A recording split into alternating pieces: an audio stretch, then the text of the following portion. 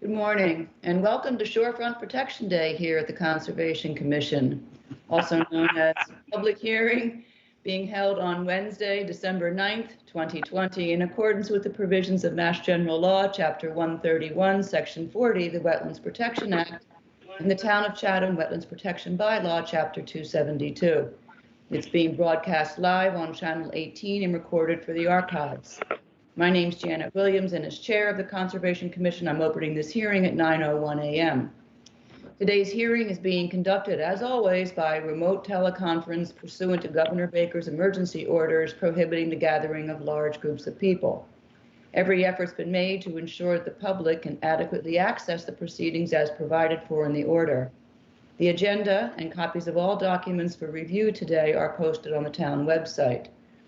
Just a reminder that folks who are watching on Channel 18 who would like to participate in this meeting while it's in progress may do so by calling the phone number that's displayed on the screen.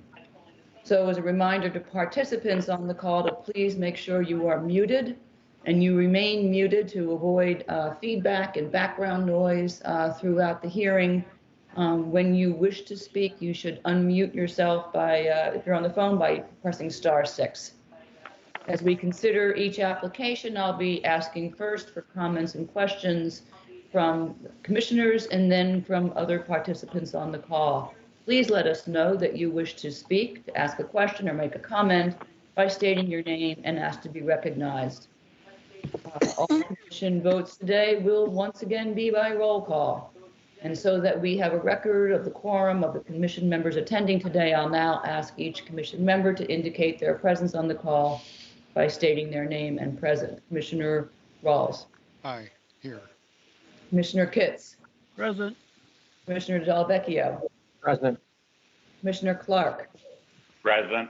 I'm present, so we are all here today and a quorum has been established. We have received, to my knowledge, one, but I'll check on that in a minute, request for a continuance for a matter that is scheduled today that is being continued. So if you are here today to hear the application for 201 Old Harbor Road, that will not be heard today. That will be continued until January 22nd. Callie, do we have any other continuances requests for today? No, but actually the meeting that they requested in that continuance isn't actually a meeting. It should be January 27th, to my knowledge. Just checking it again. Yeah, it's January 27th. Okay, so we'll note that when we take the vote on it to continue it. Okay. So with that, I think we're ready to start at the top of the agenda. Okay. The first up on the agenda are requests for determination of applicability. The first one up is 224 Seapine Road. James and Catherine Algren proposed demolition of 256 square feet of existing dwelling, removal of 1,032 square feet of existing stone and pavement, proposed loam and seed disturbed area, and 50 to 100 foot aura to the top of the coastal bank at 224 Seapine Road, Assessor's Map 12K, parcel HC 76. Yep. Good morning, Susan Ledoux from Eastward Companies. How are you? Good morning, Susan. We're well, thank you. Good. Kelly just basically described the project, so I'll skip that part, but you have my letter in front of you, my RDA letter, and that's the proposed project. The resource area, the subject property includes the 50 and 100-foot buffer areas to the 12-foot contour top of bank that's located on the adjacent lot to the west and a lot across Seapine Road to the north. And this area was delineated by topographic contour by Clark Engineering. And I'll go over the work and construction protocol that we've proposed with this. The access to the property will be over the existing paved driveway to the existing home. The method of erosion control will include silt fence with wattles at the limit of work line, which would be approximately 10 feet off of the proposed removal work area. Front end loader or excavation machine will stay within the limit of work area outside of the 100-foot buffer line. We'll remove the structure and pavement and load it into a dump truck to be removed from the site. No demolition material will remain on the site. No existing trees on the site nor existing vegetated buffer within the 100-foot buffer area are proposed for removal with this project. Loam will be applied to the disturbed portion of the site, and this area will be reseeded. And I did correspond with Callie yesterday, and she'll probably go over this, or maybe she's filled you in, but she had asked about what the seed mix would be. It will be a conservation mix, and that will include little blue stem, sheep fescue, creeping red fescue, autumn bent grass, blue grandma, pathrush, black-eyed Susan, blue false indigo, and butterfly milkweed. And Teresa Sprague has this in supply for us, and this will be applied after the site is loamed over, and I understand it requires little water and maintenance, and will just naturally vegetate that area. Let's see, the nearby resource area will be protected by the very minimal disturbance within the 100-foot buffer area of the removal of the site coverage, and again, by not removing existing trees or existing vegetated buffer plantings. And the site was staked, if you'd been out to the site to see this, and I included photographs of the site. And we feel the proposal meets the requirements for an RDA as we're removing coverage inside that 100-foot buffer area and bringing it back to its natural state. And we did submit a revised plan a couple days ago that Clark Engineering prepared. The Algrens, the owners of the property, will be looking at designing and building a new home. And when this area, disturbed area, is loamed and reseeded, the limit of work will be moved to the 100-foot line, and all proposed work will be outside of that. For the house construction. So I just wanted to make that note if you had questions about that. And that's my presentation. Okay, thank you. You're So welcome. we will not be seeing an application, is this, if the new house is being constructed entirely outside of our jurisdiction? Is that right? That's my understanding at this time, that Okay. yes. Okay. All right, I'll open it up to questions. I don't have any. I don't have any questions, Bob Rawls. I don't have any questions, but I do think the conservation mix was a question until we heard what it would be. I think it should be on the application somewhere. Just revise it and put it on there if it's not there. I didn't see it. We can put it right onto the determination. Right. Okay. Well, so we can't condition an RDA though. Well, there's a box that we can check, right, that says it's valid so long as we can add it there. Isn't that? Not to my knowledge. Susan, is it possible maybe just for David Clark to put on his plan a note about the conservation mix? Sure. Yep. I can ask David to do that. And you want it specified as far as what I read as far as the mix details? Yeah, I mean, Okay. if that's, We've used conservation mix as a term. If you capitalize it, I think that's actually how it is sold Okay. and how it's referred to. Is that right, Callie? Haven't we used that before? yeah, it just depends on different companies. Different ecological restoration companies make their own conservation mix by blending. So if it's something that they've made versus something you can buy, I think the easiest way forward is just to specify, like you said, Susan, what exactly, if it's something, if it's a brand name, put the brand name, and if it's not, just some level of detail to describe the blended mix. Okay. Does that make sense, Janet? Yep, that works. Other questions or comments from other commissioners? Okay. Yeah, I have a question. Sure, Bob, go ahead. When will the building be demolished and the area reseeded, Susan? I should be filing. We're in the process of getting our utility shut-offs now for the existing house, and once I have those, I'm filing the demo application. Those permits have been taking about 3 to 4 weeks, so I would say somewhere in there is our hope. Bob, I just had to mute you because there's so much feedback. We couldn't hear Susan, so you may need to unmute yourself. Okay. And what about seating? When will that be done? I mean, obviously, you really can't do it in the winter. So, what were you thinking, like in the spring?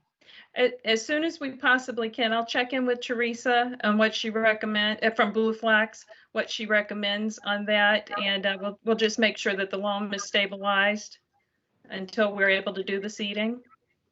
Okay, yeah, and in the driveway area, I know it's outside of the 100 feet somewhat. That's kind of in a sloping fashion towards the road. Mm-hmm. Is that going to be adequately, protected so no erosion takes place? Yes, we'll be sure of that.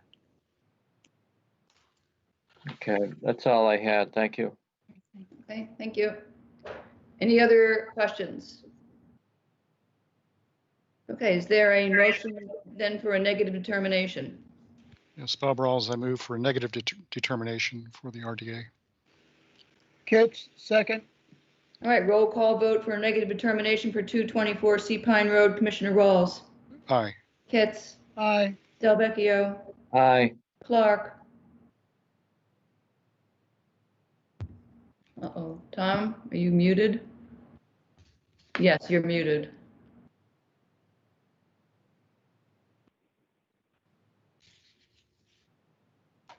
Sorry, that was a no vote. Oh, a no, okay. And I vote yes, so 1, 2, 3, 4, 1, 0. Negative determination is approved. Okay, thank you very much. Thank you, Susan. Okay. All right, Kelly, let's move on. Next item on the agenda is 73 Kent Road. Jessica Gu and Philip Chu, SE proposed installation of Title V subsurface sewage disposal system at 73 Kent Road, Assessors Map 12J, Parcel G4. David Clark here, with Clark Engineering, on David. behalf of the applicants. And Bill Riley. Good morning, gentlemen. So this is a straight upgrade. The house changed hands this past summer or spring, and they're required to put in a new Title V system so they can occupy the house. Just to let the commission know, they are planning a demolition and rebuild of the house, but that won't happen till at least 8 months from now. At least the permitting process will be complete 8 months from now. So they intend to live in the house until next fall when they start construction. So they need to get this system in the ground so they can occupy the house. The resource area is pretty straightforward. There's a coastal bank adjacent to Riders Cove. We placed the soil absorption system as far away as possible outside the 100-foot buffer as required by the Board of Health regulations. Because it's uphill from the house, we have to put in a new tank and pump, combination tank and pump chamber to pump the wastewater up to that location. Only one tree needs to come out, and that's shown on the plan. The rest is ornamental plantings, and the area will be loamed and seeded after construction is complete.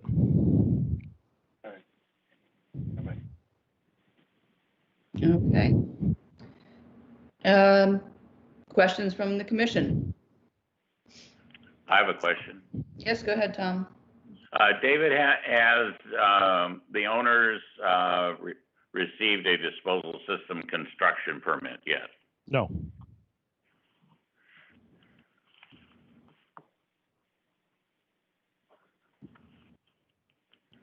Thank you. That's the only question I have. Okay, other questions? Yes, Bob Rawls, the tree, I guess there's no plan to replace it. Is that correct? Correct.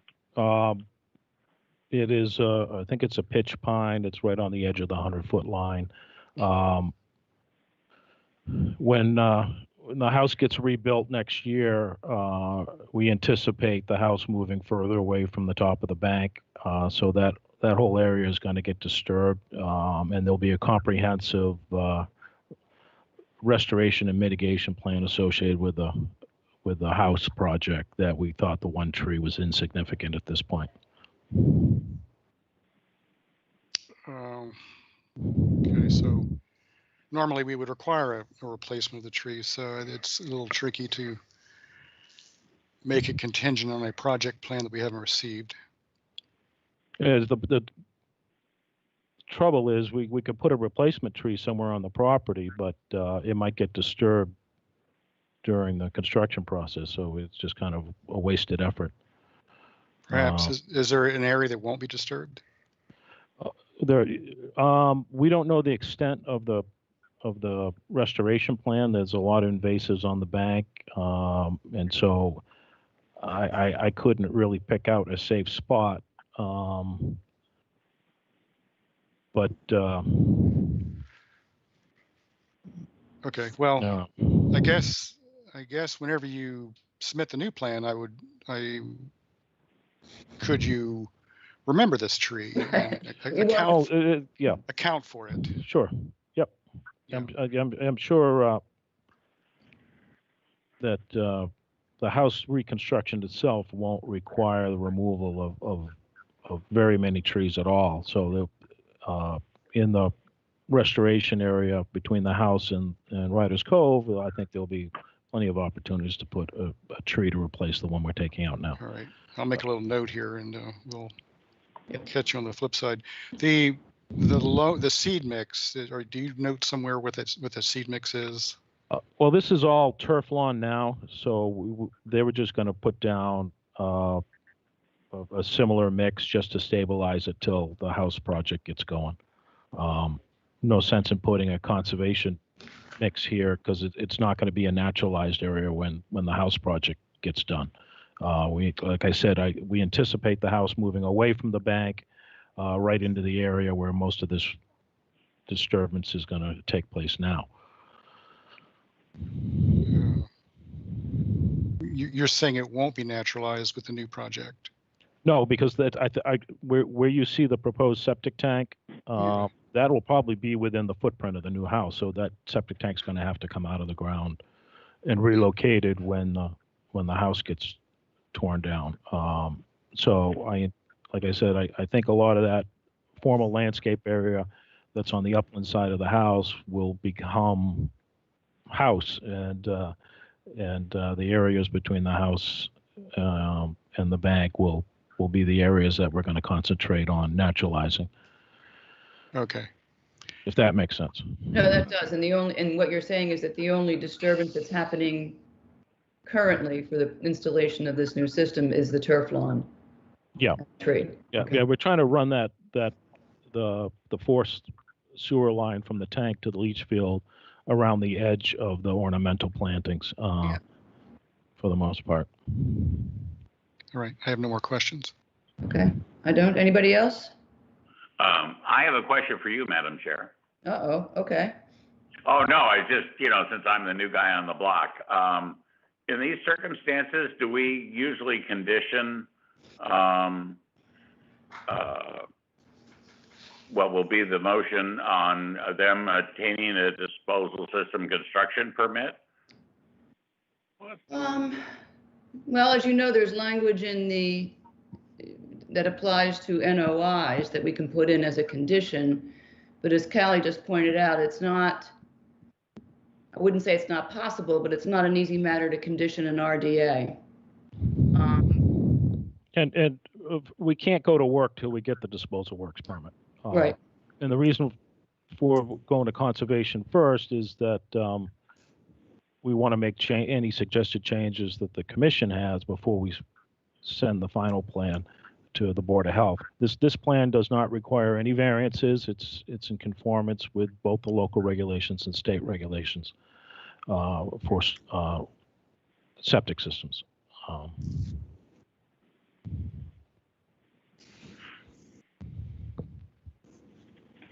So I understand where Tom is coming from, where the regulations say you need to apply for all permits, but typically you don't require a building permit in order to issue your permit. So I think this is an administrative permit from the Board of Health. Like I said, doesn't require a variance, so there are no other hoops to jump through other than just submitting for the application.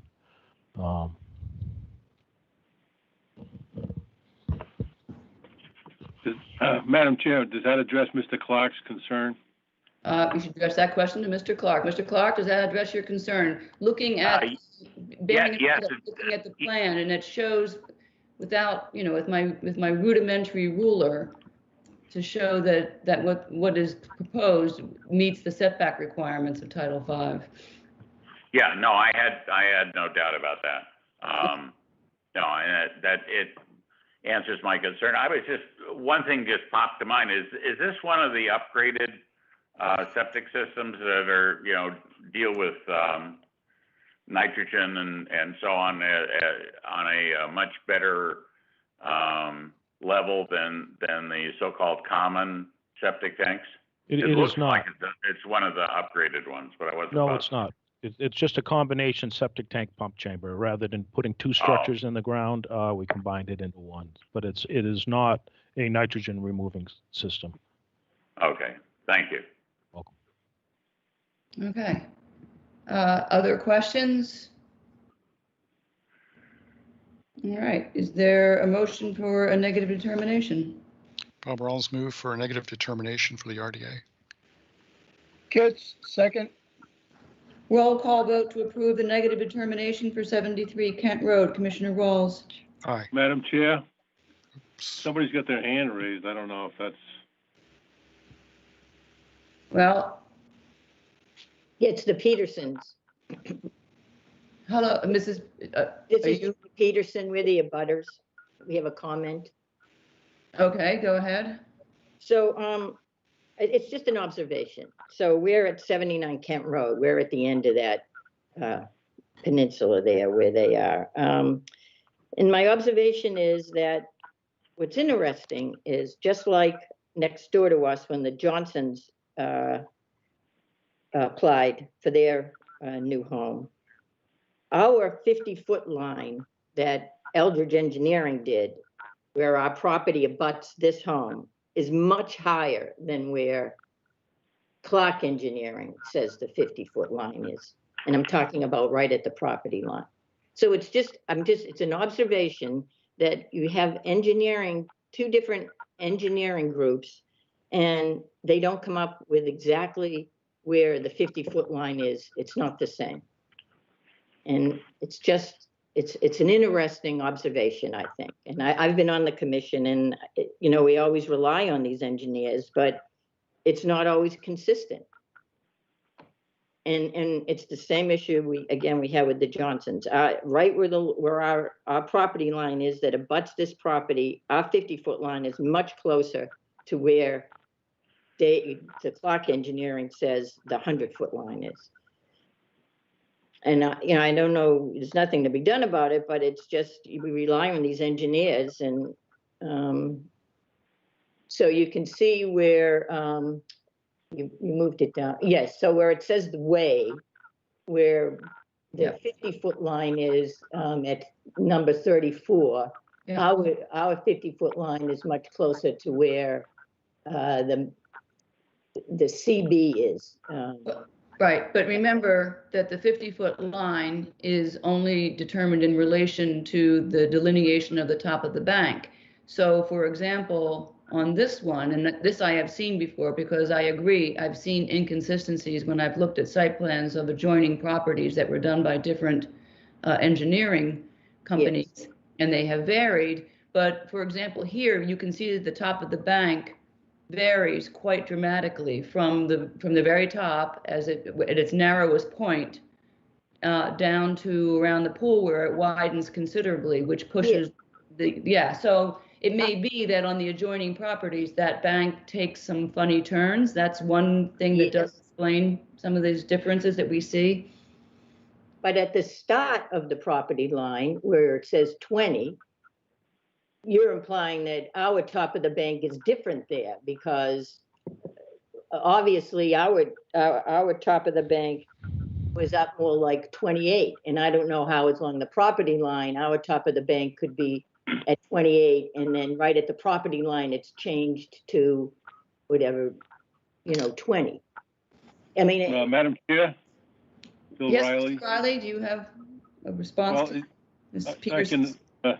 I can appreciate Ms. Peterson's concerns, and rather than protracted discussion on an RDA where it's not a particularly relevant issue, I'd suggest that when our clients and Dave Clark's the engineer on the house, that he'll do a section through that area to justify his top of bank. Is that all right, Dave? That's fine with me.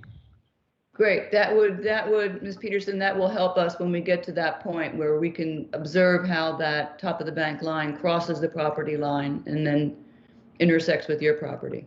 yeah, no, that's great. And I just wanted to bring it up early because we had the same discussion with the Johnsons where it changed dramatically. So, well, thank you for bringing it up now, so we all know to be aware of that issue as this project moves forward. Thank you very much. Thank you.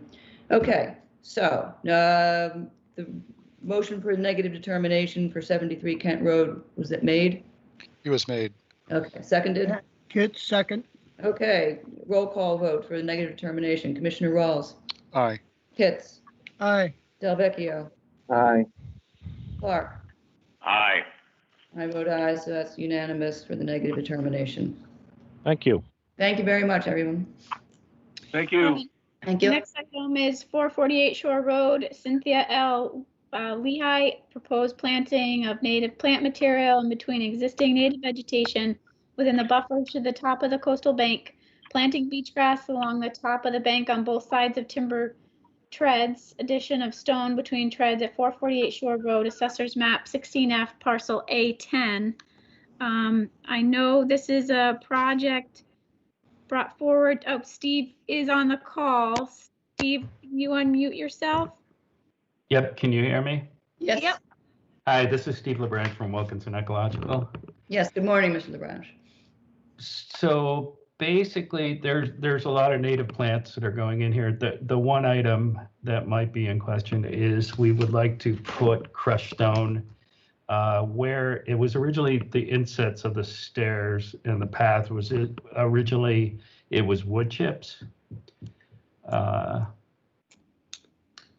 Yeah, so if you look on that plan, you can see originally there were wood chips in there, and would like to put gravel in there. There is a little bit of erosion that's starting to happen in that area. Steve, I'll put up your pictures. Just give me 1 second. Maybe Okay. Can you explain to us, Mr. LeBranch, why gravel is a better material than wood chips to prevent any erosion between the timbers? So this was originally done, I believe, in 2012, and the wood chips are kind of broken down, and you can see where people walk. It's just sort of bare sand here. Mhm. So if you look straight back, you can see there's a little bit of runoff coming in there just to catch that water. We don't want to make it a big walkway, but just you can see up to the side there too, where the sand is coming down.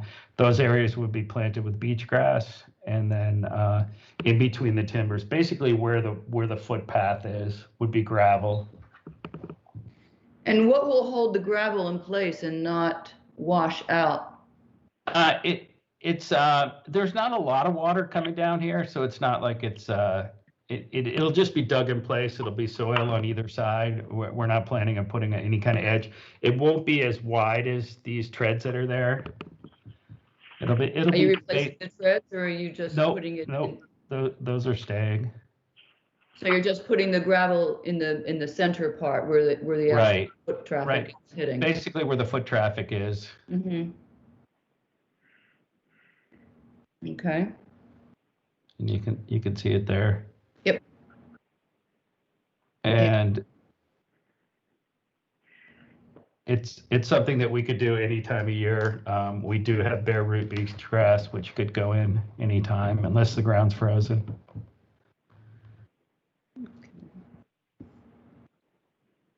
All right, let me open it up to questions from commissioners.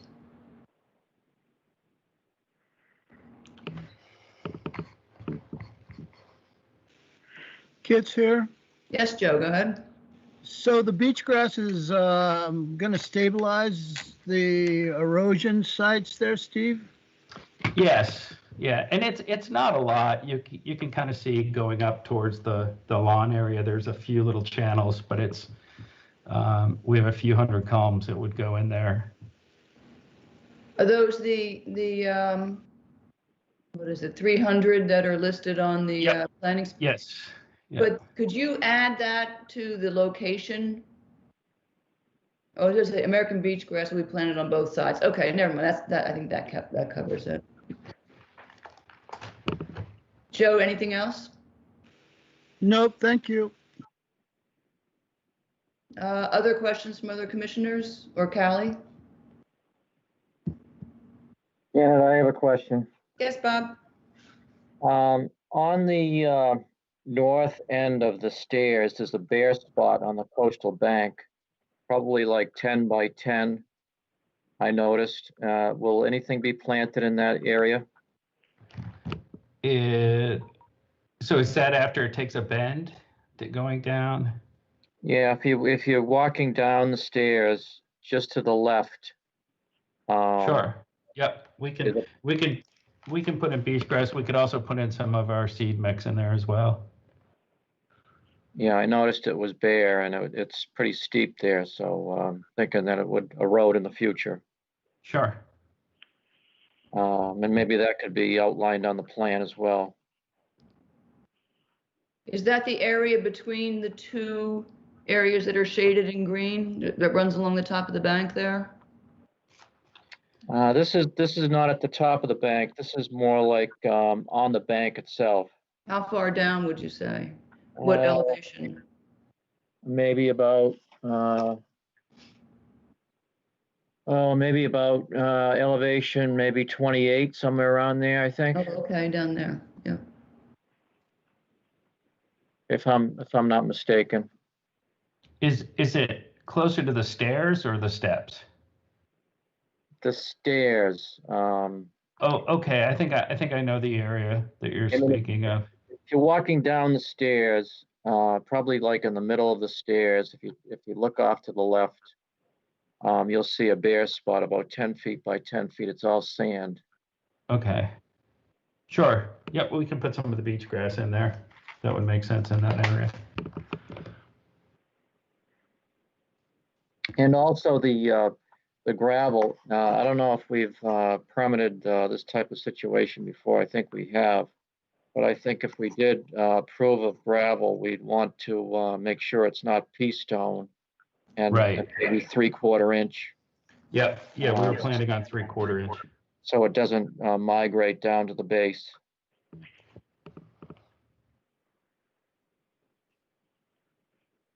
And that's all I had. Thank you. Thank you, Bob. Anybody else? Okay, I think this sounds like a good project to address erosion before it actually happens on a vulnerable area. So with that, I will look for a motion for negative determination. Bob Rawls move for a negative determination on the RDA. Kit's second. Roll call vote for a negative determination for 448 Shore Road. Commissioner Rawls. Aye. Kitts. Aye. Delvecchio. Aye. Clark. I'm going to vote aye because the project falls within the exemption in 4.01 sub D, sub 1, 9, and 11. But I'm not a big fan of how they're treating the stairs. I don't think they're stabilizing the erosion situation sufficiently. But because this is an exempt project, in my view, I think I have to vote in favor. I would say I agree on both counts that this is exempt and therefore it doesn't have an impact on an interest protected by the bylaw. But and it's an improvement on the erosion, and I'm going to cross my fingers and hope that it improves it for the longer term rather than just short term. So I vote aye as well with that. So we are unanimous in the negative determination. Thank you. Thank you very much. Okay, Callie, I'm ready to move on. Okay, next item on the agenda are notices of intent, 110 Seashells Drive, Kevin and Patricia Berry, SE 103444, proposed beach nourishment at 110 Seashells Drive, Assessors Map 1A, parcel S1. I do also want to just remind everybody that we do have several comment letters to read into the record. Yep. Good morning, Charlie Agro here with Coastal Engineering Company on behalf of the Barrys. Good morning, thank you Charlie. Hey, good morning. How are you? Good, how are you? Good, thanks. So I would like to request this hearing and the next 3 hearings, which is the Flaherty and the Schwartz, all be done at this particular presentation here because they're basically essentially the same project here. It's proposed beach nourishment across all 3 properties. So rather than separate the presentation here, I'd like to just do it all at once if that's okay with you all. It's okay with me. Does anybody have an objection? And if not, Callie, could you read the next 2 as well? Okay, are there no objections from the other commissioners? No, Okay, And then just to be clear too. There could be some slight differences, I think, in the orders of condition with respect to the drift fence, but we'll deal with that because we will have to issue, because they are separate applications, technically we'll have to issue 3 orders of condition, which is okay. That's correct.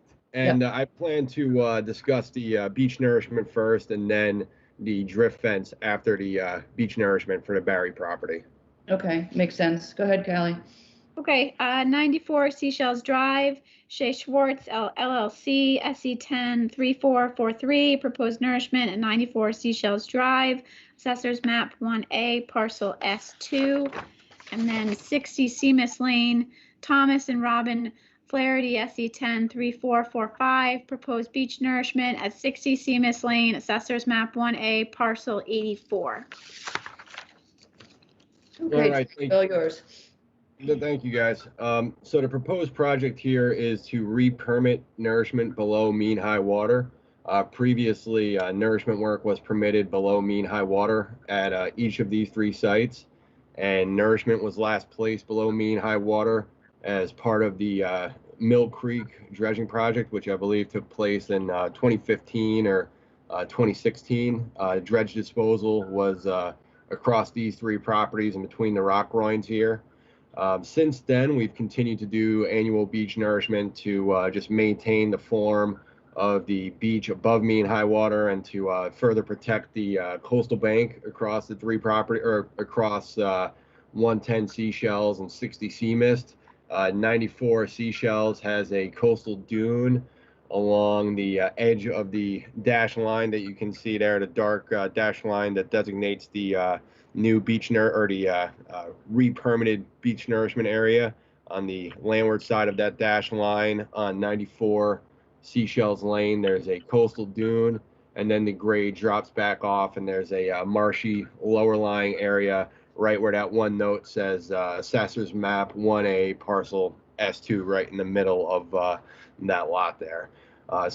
Since we've been doing the annual beach nourishment along the toe of the coastal bank and above the mean high water line, the nourishment that we've been placing has successfully stabilized the toe of the coastal bank, and it's also successfully replenished the dune. I think it was maybe in 2018 or 2019 we had a stretch of some pretty serious southerly driven storms in the fall. I think it was actually last year, and so 2019, I believe, and that dune was breached in a few different locations. So last year in November, we placed some beach nourishment along the crest of the dune to fill in some of those breached areas. And since then, we did another nourishment project last spring.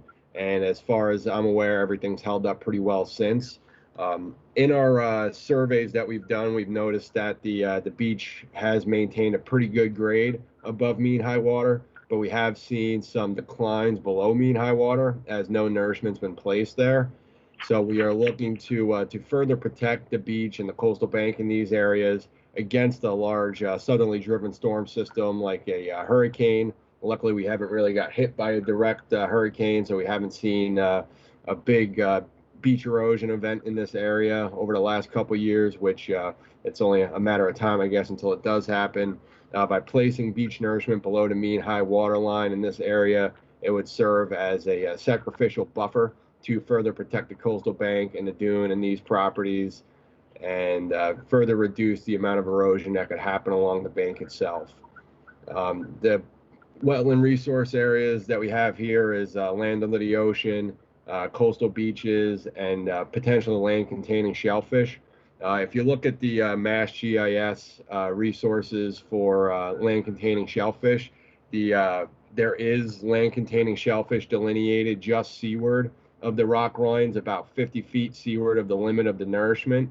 So for that reason, I think that the no resources will be negatively affected. And this project was also previously completed a few years ago, and to the best of my knowledge, there were no negative impacts on shellfish resources after that project.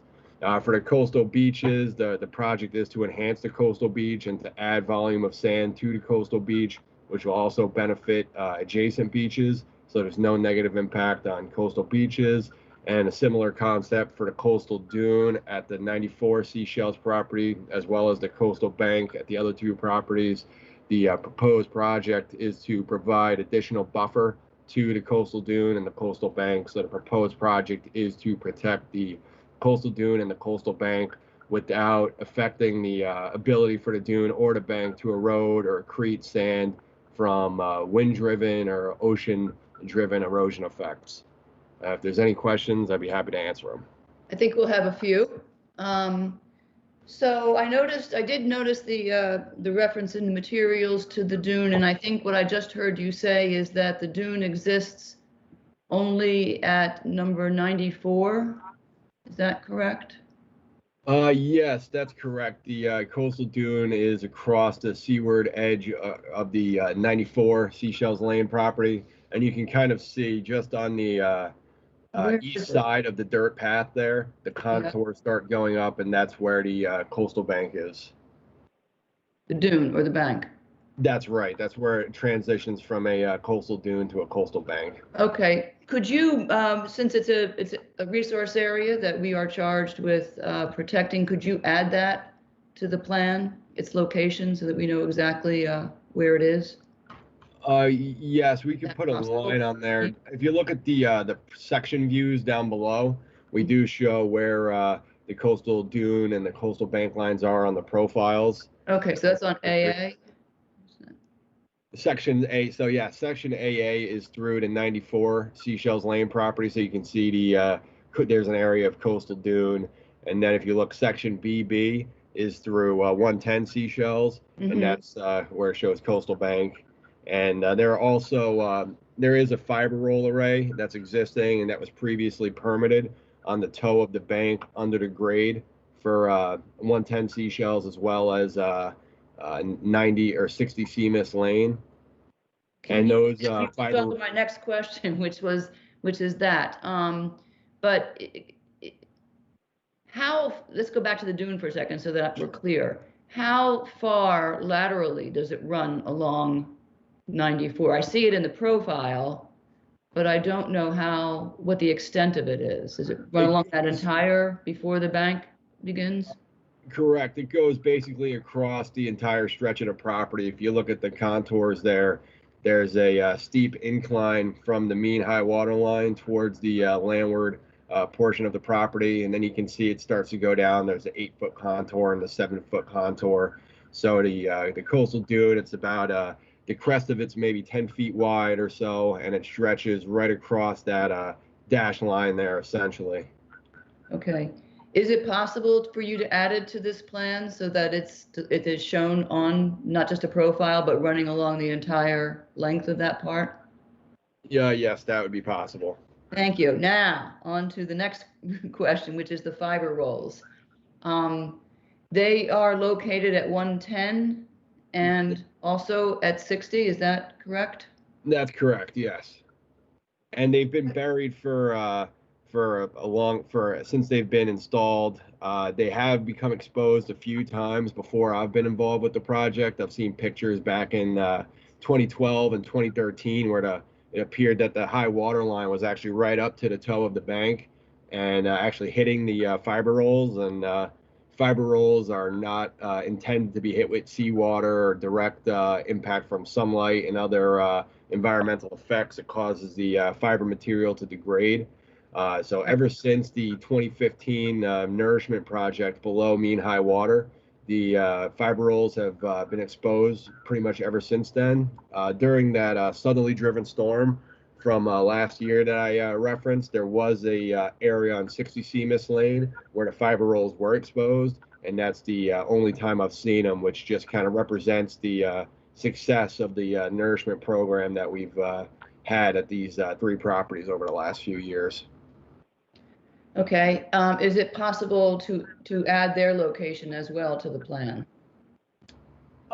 Since we were the ones that did the permitting for them and the engineering, we can add them on the plan. The reason why they're not on the plan is because they're under the ground and not exposed, but we can add them to the plan, yes. Okay, thank you. And I'll also, to the extent to which they're not visible, if you could add them to the profile so that we have a good sense of where they intersect the bottom of the bank and the beginnings of the nourishment. Sure. Thank you.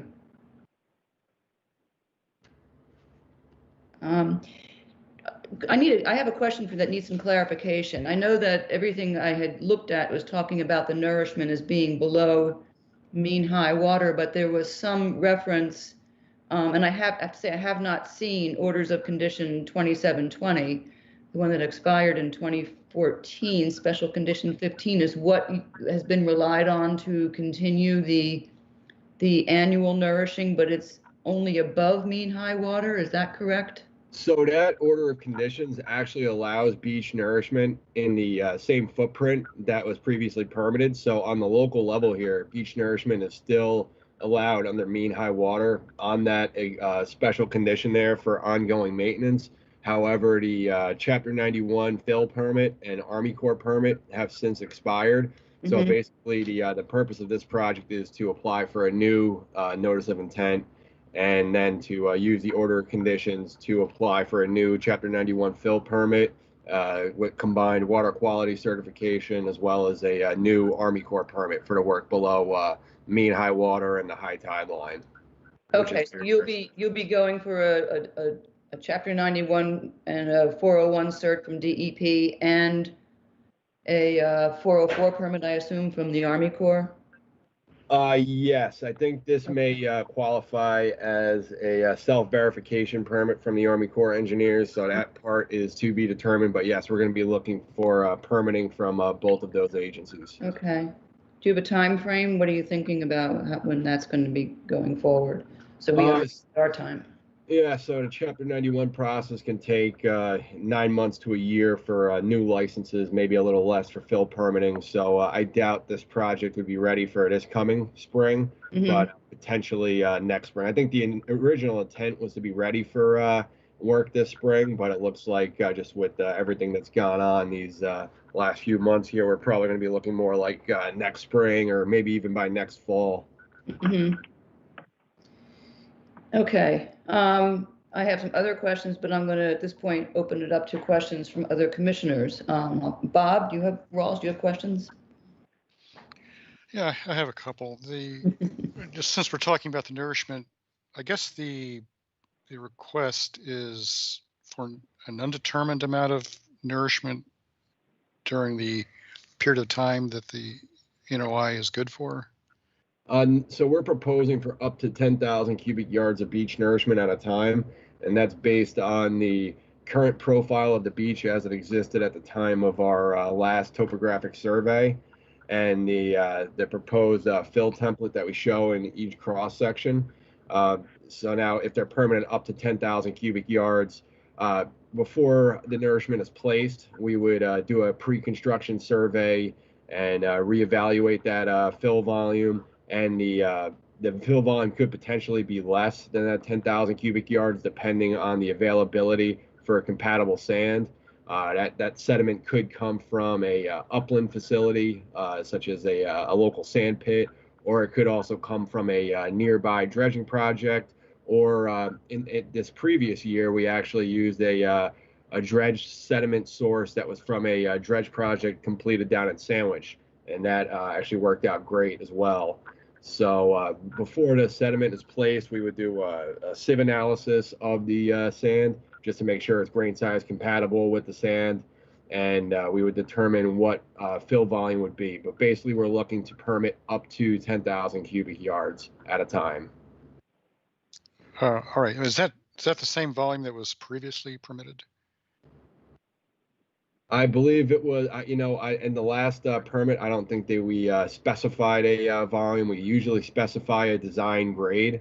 And as the beach profile changes due to erosion or accretion of sediment, the volume would change as well. So usually we would design a proposed beach template, and we would do a pre-construction survey, and the volume of sand to be placed would be based on the pre-construction survey versus the proposed beach template.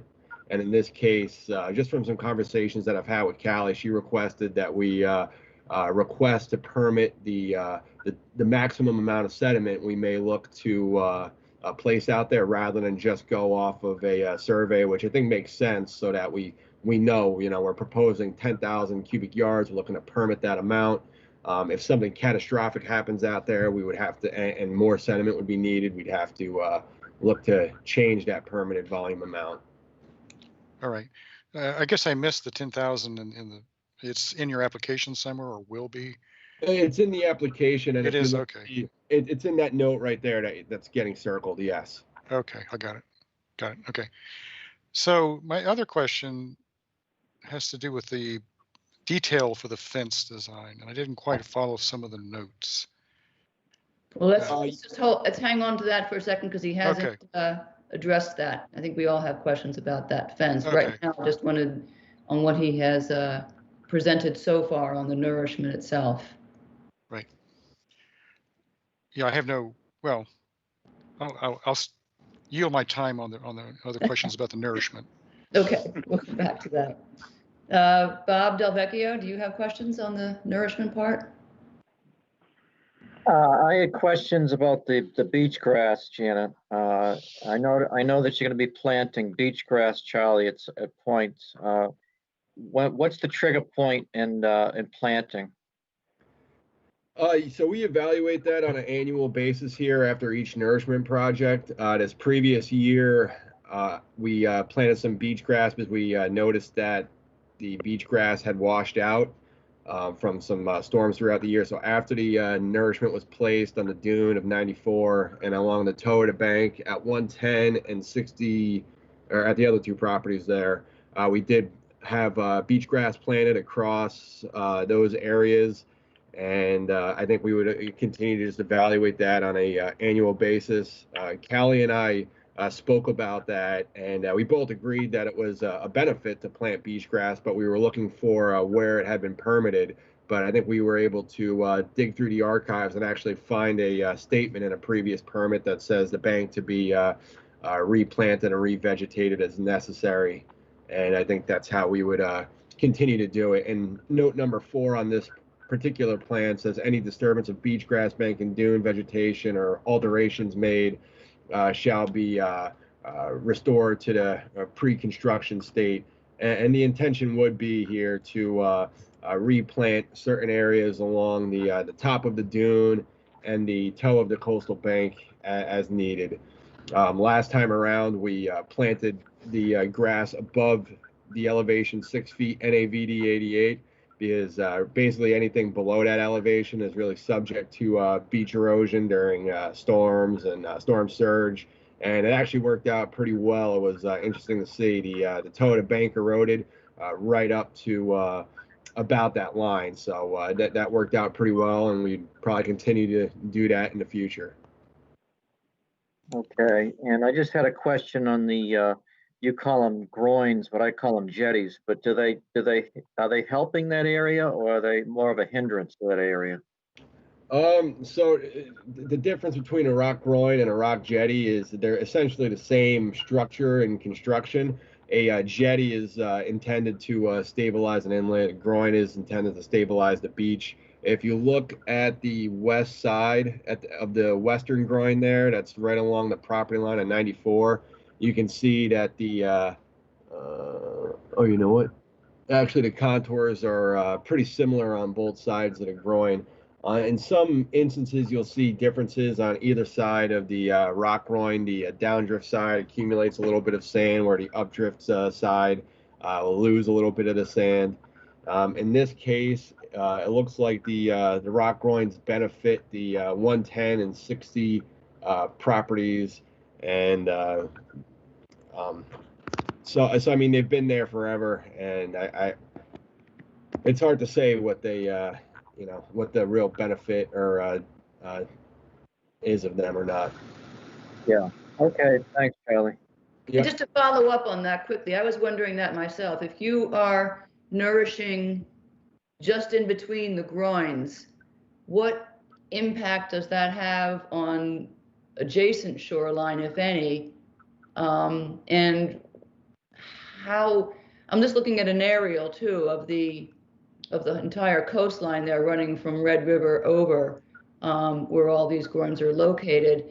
And I don't know whether other sections have been nourished, but I don't see any significant difference in the beach areas. Yeah, in this particular area here, I'm looking at an aerial image right now, and it Mhm. looks like along this shoreline here, from about where Seashells Drive, these three properties, basically. Are you able to share your screen? Does he have sharing privileges, Callie? Can he? I'd like to see what you're looking at. Let me say share content. This one. Can you guys see my screen there? Not yet. I see there you are. Okay. Okay.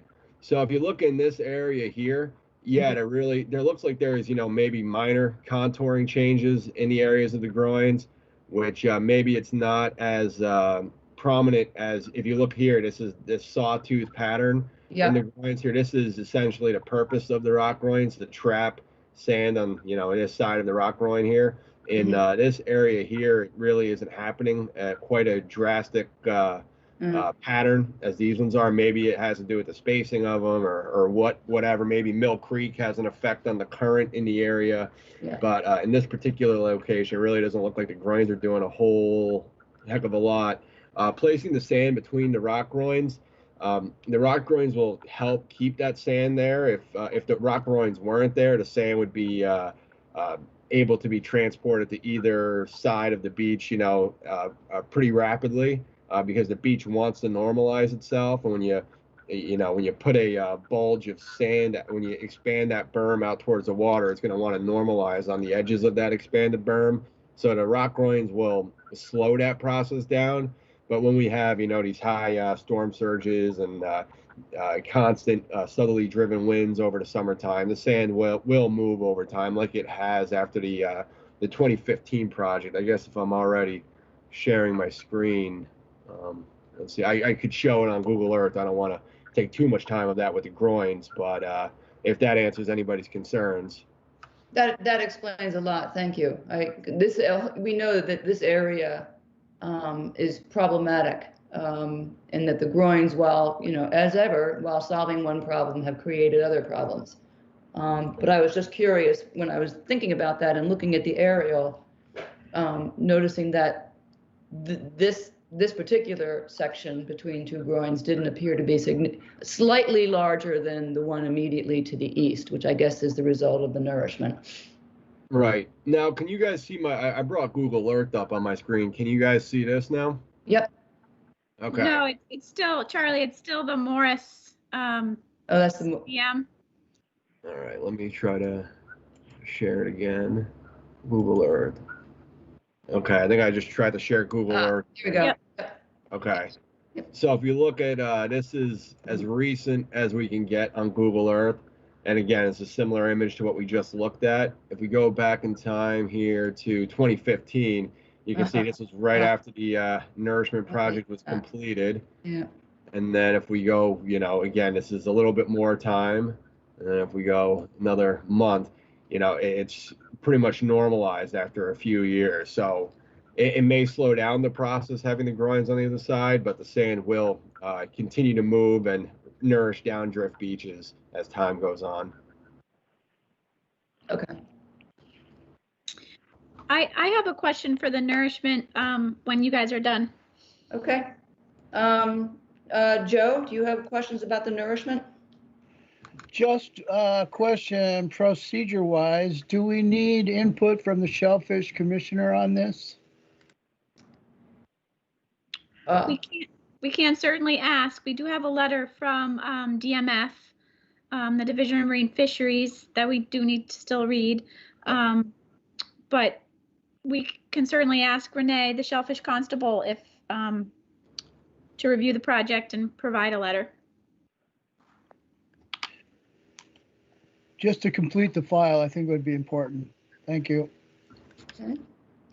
Tom, questions on the nourishment? Not on nourishment. I had a similar question on shellfish, among other things. Okay. Okay, Charlie, let's move on to the drift fence then. Oh, wait, Janet, can I ask? Sorry, Callie has a question on the nourishment. I apologize. Charlie, can you stop sharing your screen? Yep. Okay. Okay. I just had a question on the plantings and the volumes. I know, Charlie, the way that you described our conversations were correct. I just think if it's at all possible down the road, because I know there was some confusion based on the last set of permits for the plantings, is there a way for you to show on your plan where you want the general area of where you want to plant, like with some sort of polygon or colored box for these areas so that it's clearer? Yes, since we have a few revisions to make here, I can include I'll include a note right on here to say that annual maintenance of plants or, annual inspection of, I'll come up with a note about the plants kind of based on what I said before about the annual monitoring and annual planting is needed. And then I'll also include an area of where plantings could be installed on the bank and on the dune as needed. I can include that as well. I just think because they were so successful, they did hold the line that it would, so it's a strategy that had worked. And so just making sure they have that, these property owners have that ability to continue with that good solution. I think it'd just be nice to add it to the plan.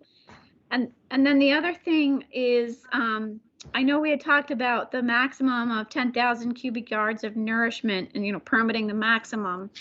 But we had also talked a lot about, how much survey work you guys had done on site.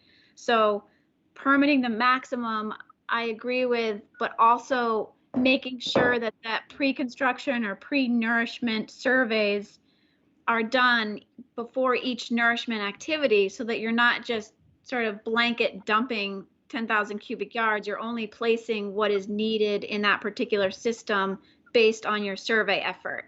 So I just wanted to make sure, Charlie, that we are on the same page about that. Yeah, and I agree with that because we're also looking to permit this beach profile as well. So let's say in a year or two from now, we go out there and the beach grade is similar to what we have on the survey and we have a good source of sediment. So we did end up placing 10,000 cubic yards. The following year after that, we would do another survey and we may determine, hey, you know what, the beach is holding up pretty well. We don't need to place any more sediment this year. Or we could say, you know what, there is a little bit of toe erosion. Maybe we need to place another 100 cubic yards or something along those lines. So yeah, we would continue to monitor that on an annual basis and base our proposed volumes off a survey rather than placing 10,000 cubic yards one year just to place an additional 10,000 cubic yards. And then that would, require expanding on that template, which we don't intend to do. Okay, and that's something that, the commission and you and I are used to based on what we've done down by Eastward Ho, sort of monitoring the different sections and areas. But I was wondering sort of as a follow-up to that, and I apologize if you have put it in your documentation, is there a way to put the transect lines that you are using for your sort of pre-nourishment surveys actually on some sketch or some plan to show sort of where you are surveying? So we do a full area survey. We don't necessarily just survey on 50-foot transects, and then we cut profile sections through each survey. I think we have a monitoring plan that we've submitted as part of the annual nourishment project that shows some historic profiles with different colors. I can submit that as well. I think we already have that plan drafted. Okay, I think that would be great. Yeah, I may even be able to find it here while we're talking. that's great. That's it for me. Okay, thanks. That was exactly where I was coming up at the end of that about the transects and showing them. So, all right, Charlie, with that, let's talk about the drift fence proposal. Can I throw a question in right there, Sure, please? absolutely. Given the last discussion, I was wondering whether an annual report gets submitted so that we can actually follow the progress of this. Yes. We've submitted the. I'm looking for it now.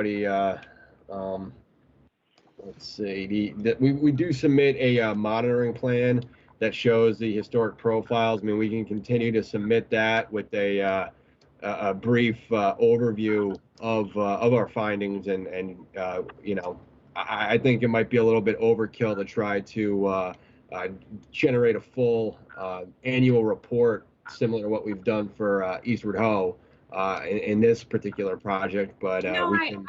I wasn't suggesting that. I was just making a comparison between the just. Right, I agree with you.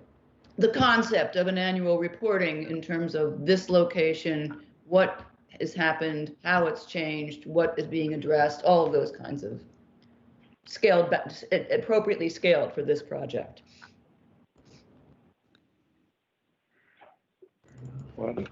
And clearly highlighting the sort of success of the project. It sounds like it really is working, and you know, we're looking for documentation on things that work, so it would be important. Particularly soft solutions of this nature, so that would be helpful for us as well. Yeah, we can include a short narrative to outline the annual procedures out there and our findings. I think that's not a bad idea. Yep. Thank you. Okay, now drift fence. Charlie, do you want to share your screen? I've stopped sharing, so you can share if you do want to do that, or I can share your plan. Sure, I can share my screen here. Let me bring it up. Okay, so the next aspect of this project is to install a timber drift fence along the toe of the bank at the 110 Seashells property, which is owned by the Berries. And they usually have a snow fence that is installed across this particular property and the 60 Seamist property. But on an annual basis, it gets ripped out from wind and storms and from other issues out there. And as the fence gets ripped out, it introduces potential debris along the beach. And then once sections of the snow fence are removed, it doesn't function anymore to trap wind-blown sand. So our proposal here is to install something that's a little bit more heavy duty, but still technically a soft solution to help trap some of the wind-blown sand in the area. Just given to the adjacent side of this property, 94 Seashells Lane, it's a dune and a pretty vast coastal beach from this property all the way to Mill Creek there. And for that reason, I think there is a good resource for windblown sand, a good source of sand from wind to get picked up by the wind and then deposited along the face of the drift fence here and in between the zigzagging sections of the fence. We've installed a similar fence design in other areas. You'll typically see these a lot on the coastal bay, on the bay side of the Cape, and you also see them in a few areas of Harwich. And I believe we have used a similar fence in other locations of Chatham as well. So basically, this is designed to be a heavier duty fence that won't be ripped out from winter storms. in areas that we've had this fence installed on the bay side. A couple years ago when we had all that ice, I was surprised to see that in areas where we had this fence installed, it was totally fine after all those big sheets of ice formed and then melted and drifted up and hit the fence. So it is a pretty substantial design that should be able to withstand severe storms and icing if it takes place. And it also provides additional, the purpose is to provide additional sediment to the toe of the coastal bank in this location, which is again covering up array of fiber rolls, which stabilizes the bank. And through the dune fencing and the beach nourishment, we're hopefully being proactive in reducing reducing erosion rates in this area, which may continue to increase over time and prevent the eventual need for a harder solution down the road, because the house and the building and the deck as shown in this plan is pretty close to the coastal bank here, to the top of the coastal bank. Again, the wetland resources are coastal beach and the coastal bank here. And again, the proposed project is to stabilize the toe of the bank and is therefore a benefit for the coastal bank. And it also allows the coastal bank to erode and for sediment to erode from the coastal bank and through the slats in the dune fencing to re-nourish the coastal bank and coastal beach and the adjacent beaches naturally.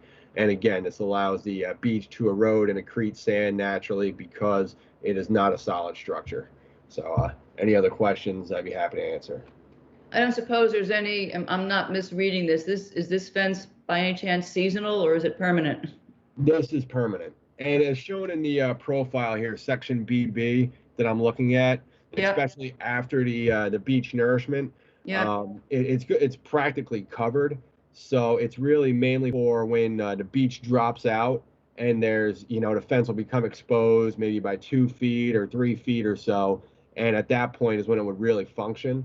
After the annual beach nourishment projects, it'll typically be covered and it won't be doing anything when it's covered. So it's kind of one of those things if, let's say one of those big storm events takes place and washes away all of the sand, it's just another measure to help accrete sand and then further protect the toe of the bank until we can get another nourishment project going, because there's time of year requirements and restrictions. Whereas we saw this last year, after April is when we had all of our storms this last winter, and that's beyond the time of year for beach nourishment. So having the fence there will serve as a way of naturally accreting sand during windy storm events.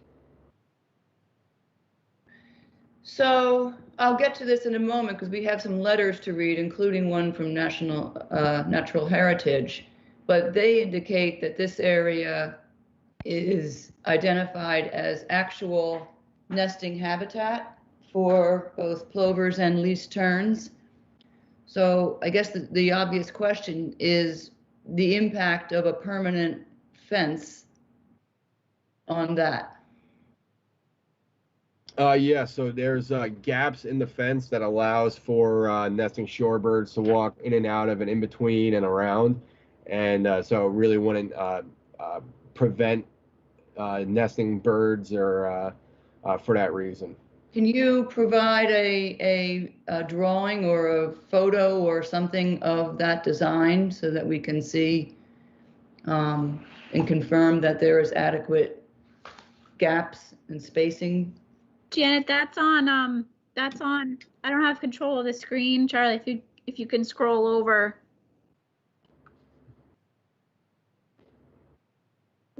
Does that work for you as far as, or do you want to know more about the spacing in between the actual slats of the fencing? Well, that's what I mean, that's how that's going to work, right? They can't get over it and they can't get under it. So it's going to be a question of the spacing between the slats. Now, there's also gaps that will have break points in the fence as well, which I guess is not necessarily shown very well on this plan here. But we would have sections where it's zigzagging, and then there'd be sections like from this post here to this next post where we wouldn't have a fence, and we would actually offset this a little bit so shorebirds or other species can go through there. I also have pictures from similar sites up in Wellfleet where we have to have a gap in the fence for the turtles that go through there. And it's designed specifically for that reason. So I can include some notes that are specific to that. Okay. Thank you. That's all right. Questions on the drift fence, Bob?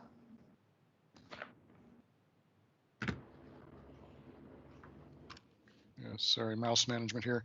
Yeah, on this detail for the fence, I just couldn't follow the description where it says top of fence to be exposed let me see, get closer to it, 6 inches or as specified by engineer, fence should be exposed 2 feet above existing grade. I just actually couldn't follow what that meant.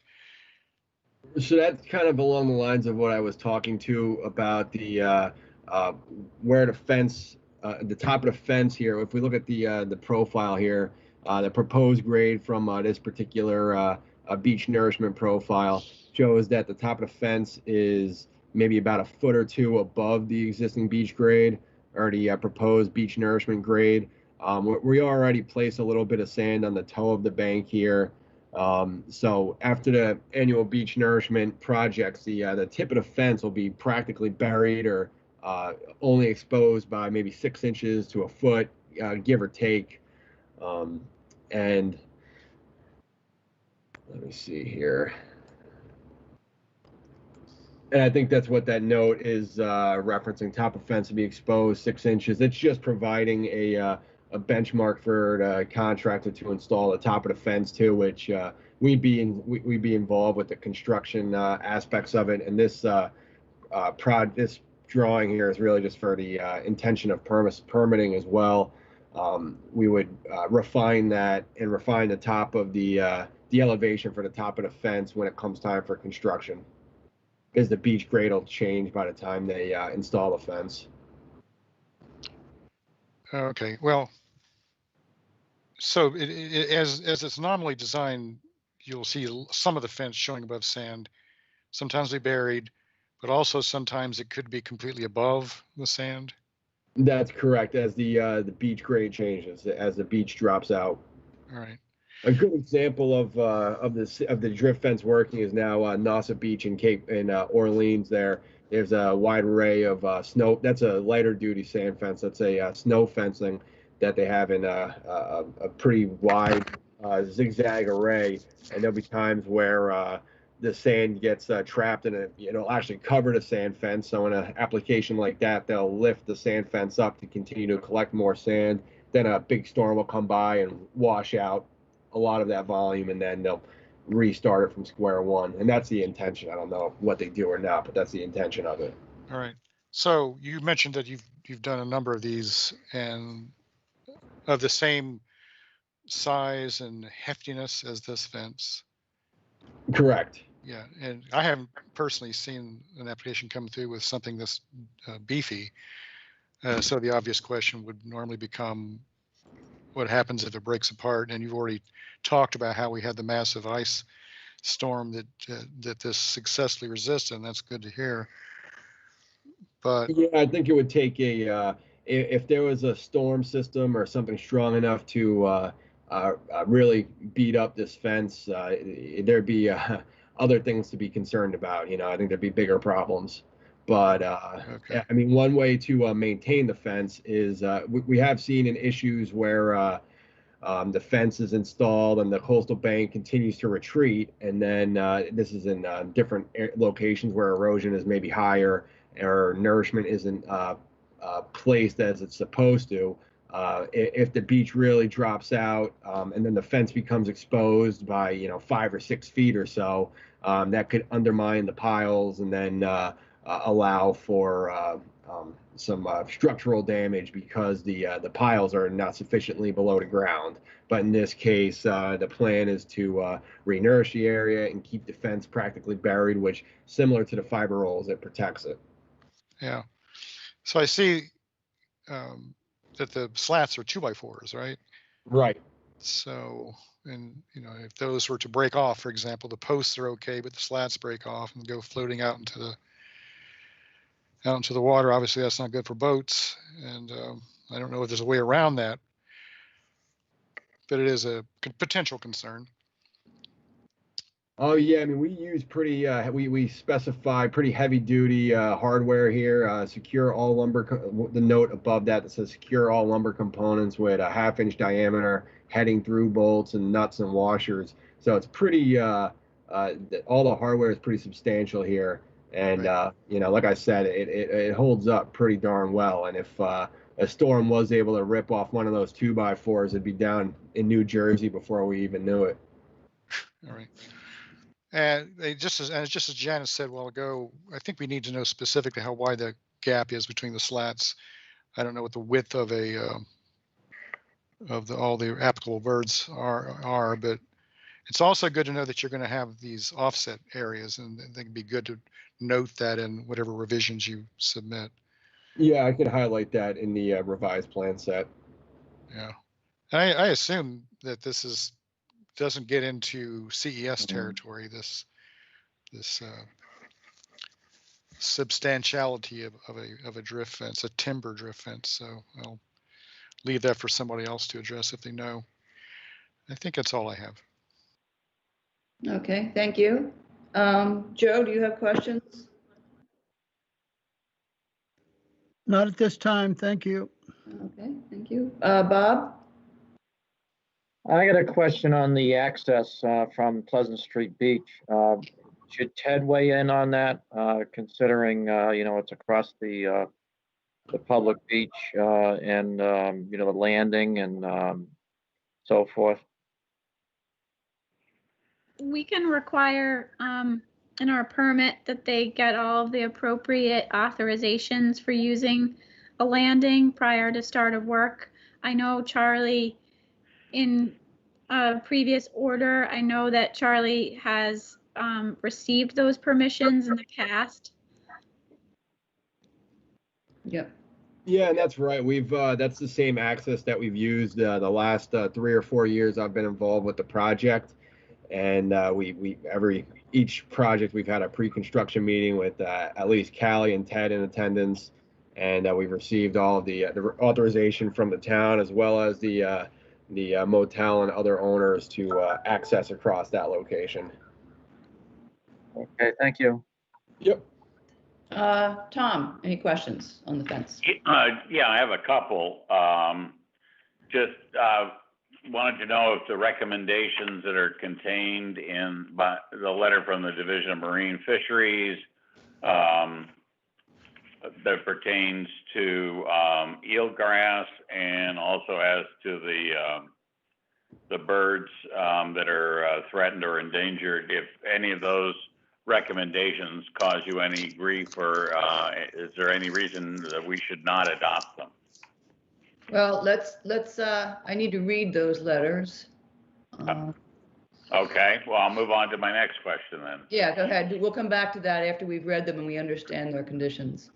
Okay, on the packet that came in for 94, there's a photograph, and it appears to show wire cages exposed at the base of the bank, and I was wondering what those were and if those were metal, because I know the state guidance is do not use the metal cages because they can break loose and cause all kinds of havoc.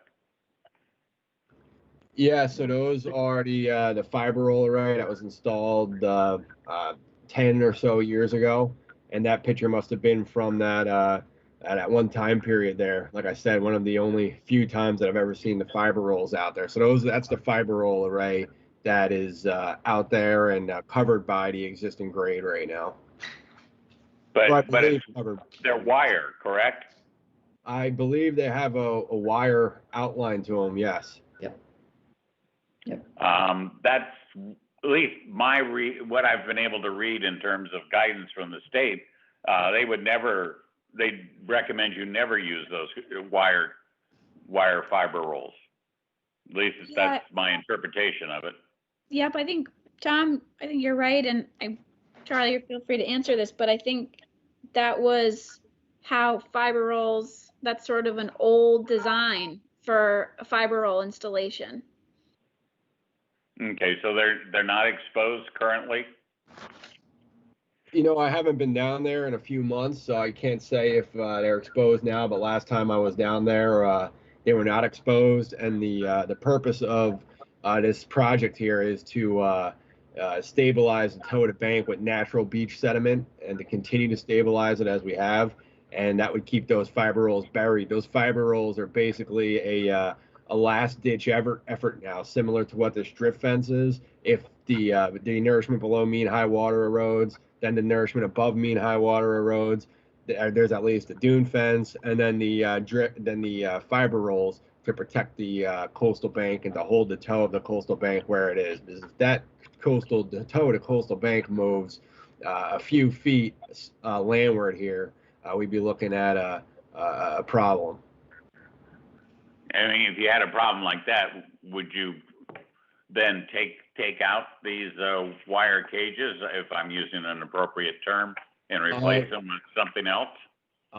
No, I mean, I guess we'd cross that bridge when we get there, because the intent here is to not get to that point, and that's the proposed project that I have before the commission now is a proposal to look forward to the future and to maintain the toe to coastal bank where it is now, with increasing storms and increasing severe weather conditions considered.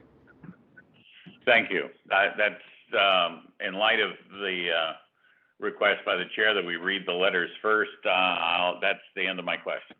Okay, thank you, Tom. I'll come right back to you when we do that. But just to confirm, Charlie, because I'm keeping track of some of the significant differences among these three properties, the fiber rolls exist along 110 and 94. Is that right, or is it 110? That's correct. And yeah, where they've come exposed at 94 that one time where I saw them was basically right at the where the toe of the coastal bank kind of turns right in line with the jetty, which is where I've seen increased erosion. I've actually never seen them at the 110 property. I've seen them in pictures where I've seen maybe back in 2012 it was, when the mean high water line was right up to the toe of the coastal bank, and the area was in not such great shape, according to those pictures at least. I wasn't there personally, but it didn't look like it does now.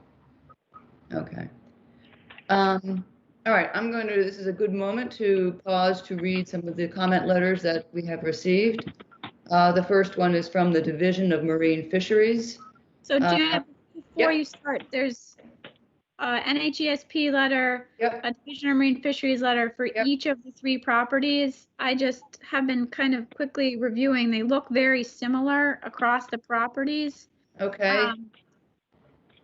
You know, while I'm reading, to avoid the pain of reading 6 of them, can you see if you can figure out if there's any differences that we should highlight or make note of? Can you, but can you do 110 Seashells Drive first? Yep, this is the one I've got. Thank goodness. I have the one for Division of Marine Fisheries has reviewed the notice of intent by Kevin and Patricia Barry, 110 Seashells Drive, to provide beach nourishment 3,100 cubic yards below mean high water west of the town beach on Nantucket Sound in the town of Chatham, and with respect to potential impacts to marine fisheries, resources, and habitat. The project site lies adjacent to mapped shellfish habitat for American oyster, bay scallop, blue mussel, soft shell clam, and quahog. A dredge boat fishery actively harvests quahogs in the region offshore of the project site. Subtidal waters within the project site have habitat characteristics suitable for these species. Land containing shellfish is deemed significant to the interests of the Wetlands Protection Act and the protection of marine fisheries. The area offshore of the proposed nourishment site is also mapped as eelgrass habitat, a highly productive habitat that supports a variety of marine species. MADMF offers the following comments for your consideration. First, disposal of beach fill should be consistent with DEP's Beach Nourishment Guide, March 2007. Beach fill material shall be of equal grain size and appropriate slope to avoid premature loss from the beach and impacts to the nearshore bottom habitat. And second, given the extensive area of mapped eelgrass beds along the coast adjacent to the proposed deposition site, the dredge vessel should be prohibited from grounding or anchoring over any eelgrass beds, and both of those conditions will be in the order of conditions for 110. And to the extent they are also recommended for the other two properties, they will be included as well. The letter from Division of Fisheries and Wildlife. And this is also for 110 Seashells Drive. Natural Heritage and Endangered Species Program of the Massachusetts Division of Fisheries and Wildlife has received the notice of intent with site plans. In compliance with the Rare Wildlife Species section of the Massachusetts Wetlands Protection Act regulations, the division has also received a MESA review checklist and supporting documentation for review pursuant to the Endangered Species Act regulations. Based on Massachusetts Natural Heritage Atlas 14th edition, portions of this property are delineated as priority habitat and estimated habitat for state-listed species. The proposed project will occur within the actual habitat of the piping plover and the least tern, species state-listed as threatened and special concern respectively. These species and their habitats are protected in accordance with the rare species provisions of the Wetlands Protection Act and the MESA. The piping plover is federally protected as threatened pursuant to the Endangered Species Act. Fact sheets for state-listed species can be found at their website. In Massachusetts, generally, these coastal birds can be found from April through September. Piping plovers and least terns are ground nesting shorebirds that will establish nests on sparsely vegetated sandy areas of coastal beaches and dunes. Their nests are comprised of shallow depressions in the sand that may be lined with shell fragments or pebbles. Piping plovers, terns, and their nests are particularly vulnerable to predators, unleashed pets, and inadvertent human disturbance. After hatching, piping plover and least tern chicks are not capable of flight for 25 to 30 days for plovers and 21 to 25 days for terns. During this period, these unfledged chicks will often range widely to forage or seek shelter. The purpose of the division's review of the proposed project under the WPA regulations is to determine whether the project will have any adverse effects on the resource area habitats of state-listed species. The purpose of the division's review under the MESA regulations is to determine whether a take of state-listed species will result from the proposed project.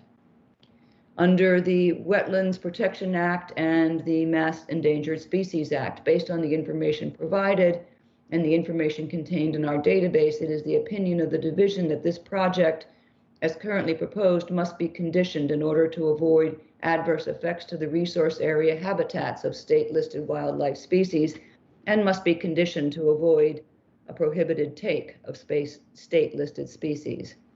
To avoid adverse effects to the resource area habitats and avoid a prohibited take, the following conditions must be implemented. First, time of year restriction.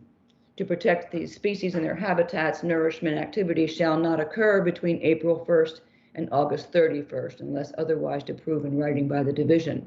Second, state-listed species protection. The applicant has the responsibility of protecting breeding piping plovers and state-listed species of terns that may be on this section of beach. Therefore, the applicant must allow regular monitoring for the presence of piping plovers and terns by a qualified shorebird monitor as determined by the division during the period between April 1st and August 31st, and shall allow any nests, scrapes, or unfledged chicks to be protected with symbolic fencing, warning signs, and twine fencing. Third, authorization duration. This authorization is valid for 5 years from the date of issuance. Work may be completed at any time during this 5-year period in compliance with the conditions therein. Thereafter, the applicant shall refile under the MESA. Finally, notice. Upon filing for renewal, extension, or amendment of the orders of condition, the applicant shall contact the division for written response regarding impacts to the resource area habitat of state-listed wildlife. Provided these conditions are included in any approving order of conditions issued by the Conservation Commission and the applicant complies with all the above noted conditions, the project will not result in an adverse impact to the resource area habitats of state-listed wildlife species pursuant to the Wetlands Protection Act and will not result in a prohibited take pursuant to the MESA. A copy of the final order of conditions will be sent to National Heritage simultaneously. This determination is a final decision of the division. Any changes to the proposed project or additional work that is shown on the plans may require an additional filing with the division. The project may be subject to further review if no physical work is commenced within 5 years from the date of issuance. And those are both for 110. Callie, have you seen any significant differences in the letters with respect to the other two properties? No, the content, the substantial, the content, whatever's in the actual body of the letter is the same. The only differences are the actual property owners' names are different. Okay, so Charlie, back to Tom's point, all of these conditions will be contained in the orders of condition for these properties. So if you have an issue with that. No, thank you, Janet. I agree with everything in those letters. The one thing I would like to bring up, if you guys wouldn't mind, I'd like to share something regarding the eelgrass here. I've got the Massachusetts eelgrass mapping program viewer up here. I just want to review because they said that there was mapped eelgrass in the area of the project, which in fact there isn't. But I just like to bring this up if you guys don't mind. Go ahead. Okay. Can you guys all see this screen here? Yep. Okay. This is the project site here, and this is a pretty interesting tool. If you guys aren't aware of it, it's the Mass GIS eelgrass mapping tool. It's pretty good for the Cape. They've got most of the Cape mapped. They show 4 different time periods here from 1995 to 2010. And if we go back to even in 1995 and zoom out, one thing that I'm not necessarily sure of is their methodology for mapping. But if we really zoom out here, whoops, too much. Okay, yeah, so in 1995, you can see eelgrass is pretty abundant around the entire elbow of Chatham here, and as we progress in time, it becomes more and more scarce. Maybe testing changes or beach changes as well maybe cause some of that. But if we look at our area in particular, it's a different story for a different time. Whoops, missed it. Let's see. Our area is this in here? No, sorry, hold on one second. All right. Keep going over it. Right.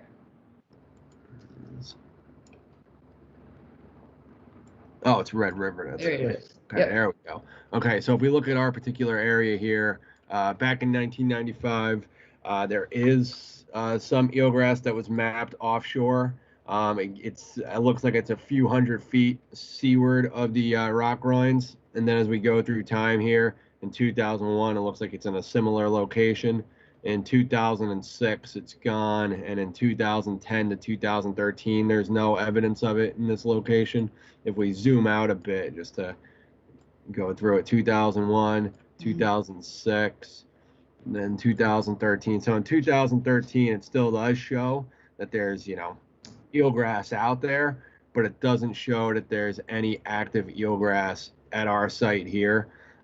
So I know that the Division of Marine Fisheries thinking when they write these letters, if there was eelgrass in the past, it could be viable area for eelgrass to grow again. But as you see from their mapping tool, there hasn't been eelgrass in this area over the last 15 years. And I can personally attest to that too. I've done an eelgrass survey actually not too far down the beach here over by Saquatucket Harbor. I've done eelgrass dive surveys out in here where I've personally swam from the beach to about 600, 700 feet offshore for another project in Harwich and found no signs of living eelgrass. There's signs of washed up eelgrass, so I mean it's out there somewhere, but nowhere along the shoreline. And this is a similar shoreline to what we're looking at here with a few rock groins and very similar conditions to what we're looking at our site. And I've done eelgrass surveys within the last year out in that area.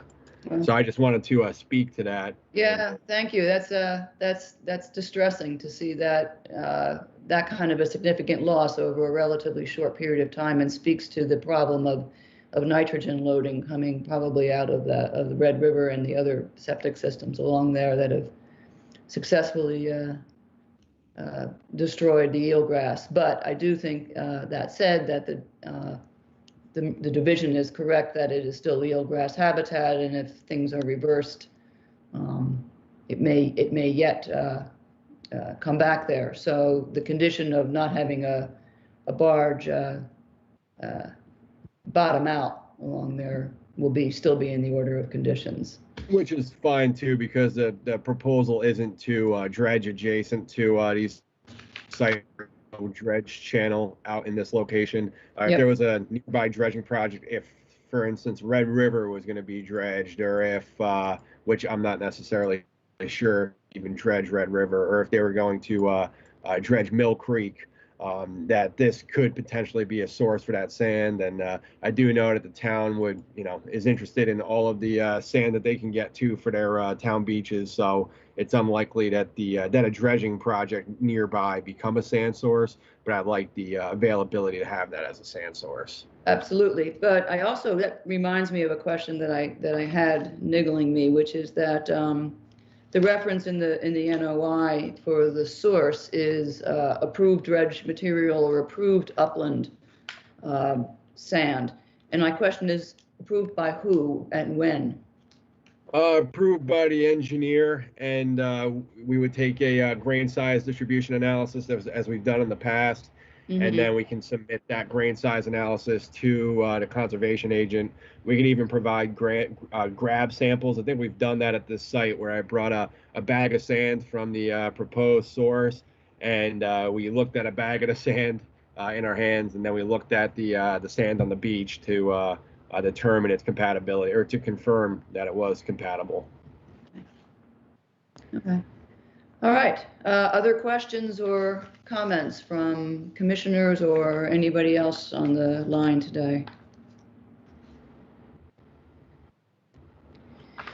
All right. Let's review what we listed for changes that will be made. I'll start with what I have, and Callie can correct me, because I don't always get this right. So you'll add the location of the dune to the plan. You'll add the location of the fiber rolls to the plan and show them in profile. We will seek a letter from the shellfish folks. You'll show the proposed planting area on the plan, and you'll add the fence design showing the spacing between slabs and the proposed gaps in your notes and in the drawing. Callie, what else? I just had that, Charlie, you'll add in or submit some information about how you, the historic profiles, or how you assess, or how you will assess how much sand is needed each consecutive year. And I also, for the slats for the fence, you're going to add to the plan the offset area for the fence, but you also will submit maybe some photos from the Wellfleet project showing kind of what the fence looks like when it's built. Yep. Absolutely. Okay. Madam Chair, Yes, Tom. there is also a suggestion from another commissioner about an annual report. That will be in the order of conditions. So at our next meeting, we'll review these revised and new materials, and we'll begin the conversation about conditions that will be in the order of conditions. Thank you. On my list. And I see Ted Keon's got his hand raised. I don't often look at that. Hello, Madam Ted. Chair, Yes. I provided a comment in yesterday afternoon. I don't know if it was received. I don't believe it was read in. I just was curious if it was actually received. I have not seen it. Let me take a look. It's in the Dropbox, but it doesn't show up under our numerical list of addresses because it was provided for all three of them. Okay. Do you want to read it then, Callie, if you have access to it? Sure. This is from Ted Keon for beach nourishment and for the various properties that we've been discussing. dated December 8th, 2020. I reviewed the proposed project for beach nourishment at 3 properties along Seashells Drive in South Chatham as presented by Coastal Engineering Company, and I support this effort. The area proposed for nourishment is the same location as been previously permitted and nourished in the past. I was closely involved in the delineation of the original proposal for nourishment and support re-permitting this location. This site is also included as an approved nourishment location in the town's townwide dredging and disposal permits. South Chatham has a significant sediment deficit due to hard engineering structures, jetties, and groins located updrift or west of the project site. Nourishment along the proposed location would provide protection to the upland properties while also providing a sediment source for downdrift shorelines. The area received just under 10,000 cubic yards of dredged sand during a town dredging and nourishment project in 2015. The project includes installation of a timbered quote-unquote drift fence along the base of the coastal bank at 110 Seashells Drive. The drift fence is intended to capture windblown sand in a manner similar to traditional sand fencing, but using more robust materials. Previous installations of traditional sand fences have consistently been damaged at this location due to exposure to higher energy waves. The proposed drift fence should be a viable alternative. Chatham does not have much experience with the performance of drift fences along its shorelines. Previous drift fence installations have not been approved since they were often proposed along narrow estuarine shorelines with limited wave energy and little wind-blown sand potential. There was also concern that the structure might pose a hindrance and/or safety hazard to pedestrians traversing the shoreline. The current proposed site is a more appropriate location. Nevertheless, the Commission may wish to condition the project to require monitoring the performance of the drift fence to ensure the structure does not exacerbate erosion of the bank or beach and cause other unexpected problems to the resource or public. Removal of the structure may be warranted if the project is deemed unsuccessful. Okay, so I think that those are all the comment letters that we have received. Ted, thanks for the reminder. Yep. So with that, we can schedule this to continue this either January 13th or 27th. And I don't know anything about our current calendar for those 2 dates. That's fine. They're both good. Oh, Charlie, so to get to the 13th, you would need to have those changes in by, let's see, January 6th. Is that doable given the holidays, or do you want to go for the 27th? I'm just writing this down. No, January 13th sounds good to me. Okay. So is there a motion then to continue this to January 13th? Bob Rawls moved to continue to January 13th. Kitts, second. Roll call vote to continue 110 Seashells Drive, 94 Seashells Drive, and 60 Seamus Lane to January 13th. Commissioner Rawls. Aye. Pitts. Aye. Delvecchio. Aye. Clark. You're muted again, Tom. Okay, you're unmuted. Aye. Thank you. And I Sorry about that. Somebody keeps muting me. Kelly. Because when there's some background noise and you can't figure out where it's coming from, she has the authority to mute everybody. So there's some background noise, Tom, coming from your phone. So Really? I'm surprised. all right. Well, with that, we 5-0. We're unanimous to continue to the 13th, and with that, I think everybody should take 5 minutes to stand up, stretch, move around, and we will reconvene at 10:55. Mark, are you okay? All right, you guys. Taking a break? Mark from Channel 18, are you okay with us taking a break?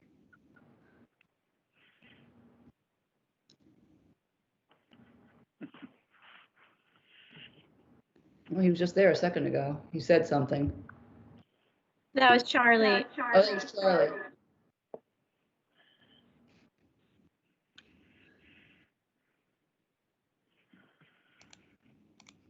Okay, well. Well, the recording is still on, and I guess I'll put up something that says we're on a 5-minute break Okay. and we'll return at 10:55. Yep. All right, everybody, 5 minutes. Thank you all.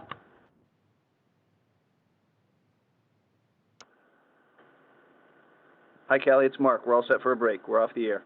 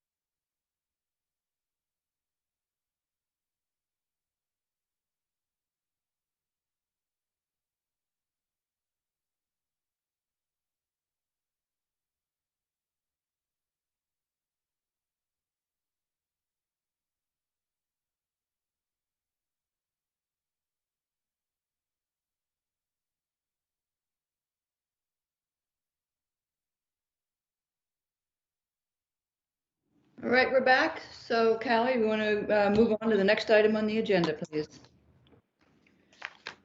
50 Old Salt Works, Fitzpatrick Trust is the owner, Mary Ellen and Joseph J. Fitzpatrick, trustees, SE 103447, proposed coastal bank stabilization to include beach nourishment and native plantings at 50 Old Salt Works Road, Assessors Map 13M, parcel C30.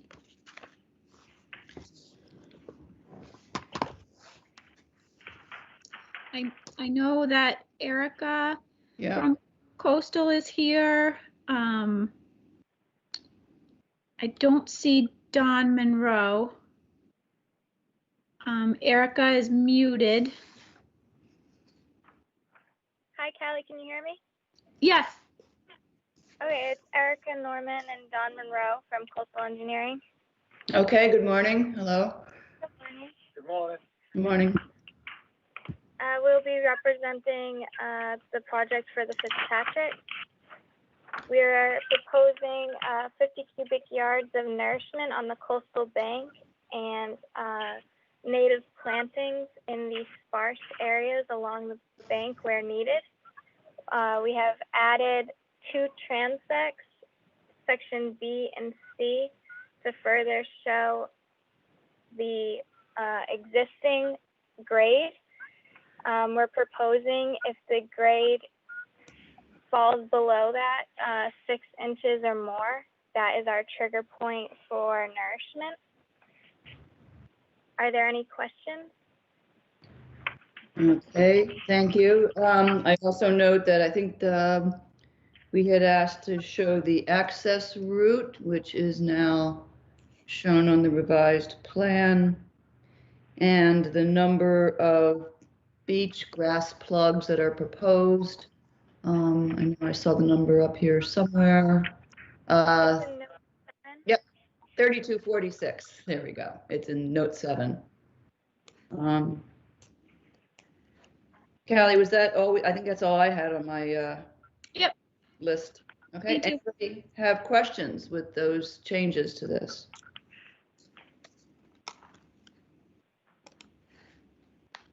All right. I think then with that, thank you for doing those revisions. We're ready to schedule this to continue it to the January 6th work session. Bob Rawls moved to continue to the January 6th work session. Kits, second. Thank you. Roll call vote to continue 50 Old Salt Works to January 6th. Commissioner Rawls. Aye. Kitts. Aye. Delvecchio. Aye. Clark. Aye. I vote aye as well. We'll see you on January the 6th to review an order of conditions. Thank you. Okay, next item on the agenda is 159 Seapine Road, Michael and Elizabeth Baldwin. I will mention that there is no SE number assigned for this project. Proposed reconstruction and maintenance of an existing stone revetment at 159 Seapine Road, Assessors Map 11K, parcel HC 13. I believe Bob Perry is here to represent the project. I do see his name in the list. Good morning. Yes, good morning, Bob. How are you? Very well, thank you. I do have your meeting on my screen, but for some reason my microphone isn't working, so I've phoned in. So here I am on the phone. I wanted to, first of all, say Bob Perry with Cape Cod Engineering, working with 159 Seapine Road for a revetment reconstruction. But I want to make it also known that this project is in tandem with 187. And when the submittal was made for the notice of intent for 159, there was a single plan that included both properties. So for efficiency's sake, a lot of what I'm about to say for 159 is applicable to 187. So just bearing that in mind. Okay, hang on with that 1 second, because I think we might want to introduce the 187 as well, with the same revised that we just had in the last matter, which is that these will be issued separate orders of condition, which may some differences between them. I don't know yet. We'll see. But certainly, since it's a single project on a single plan, we should consider them together. So, Callie, you want to read the other one in? Sure. Janet, I'm just going to let you know as a heads up, you're breaking up a little bit. Okay. But I will go ahead and read 187 Seapine Road. 187 Seapine Road, Nancy and William Traxel are the applicants. Nancy V. Traxel is the owner. Again, there's no SE number assigned. Proposed reconstruction and maintenance of an existing zone revetment at 187 Seapine Road, Assessor's Map 11K, parcel HC 14. Thank you for that. I'll proceed.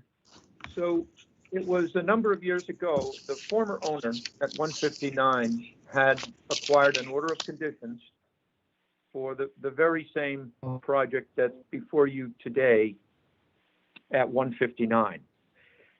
That owner did not proceed with that project and sold the property to the Baldwins.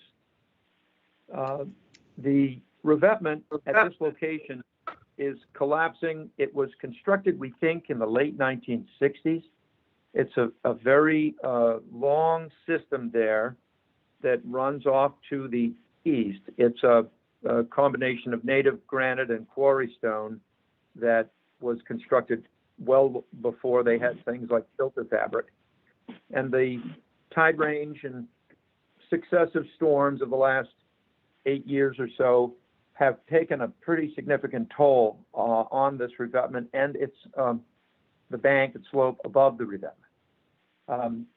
To the west, I'd say perhaps within 5 years, a revetment was constructed there that has a cap elevation more significantly or closer to or consistent with what is being judged as an appropriate stone top elevation to eliminate the scour that can occur during severe storms.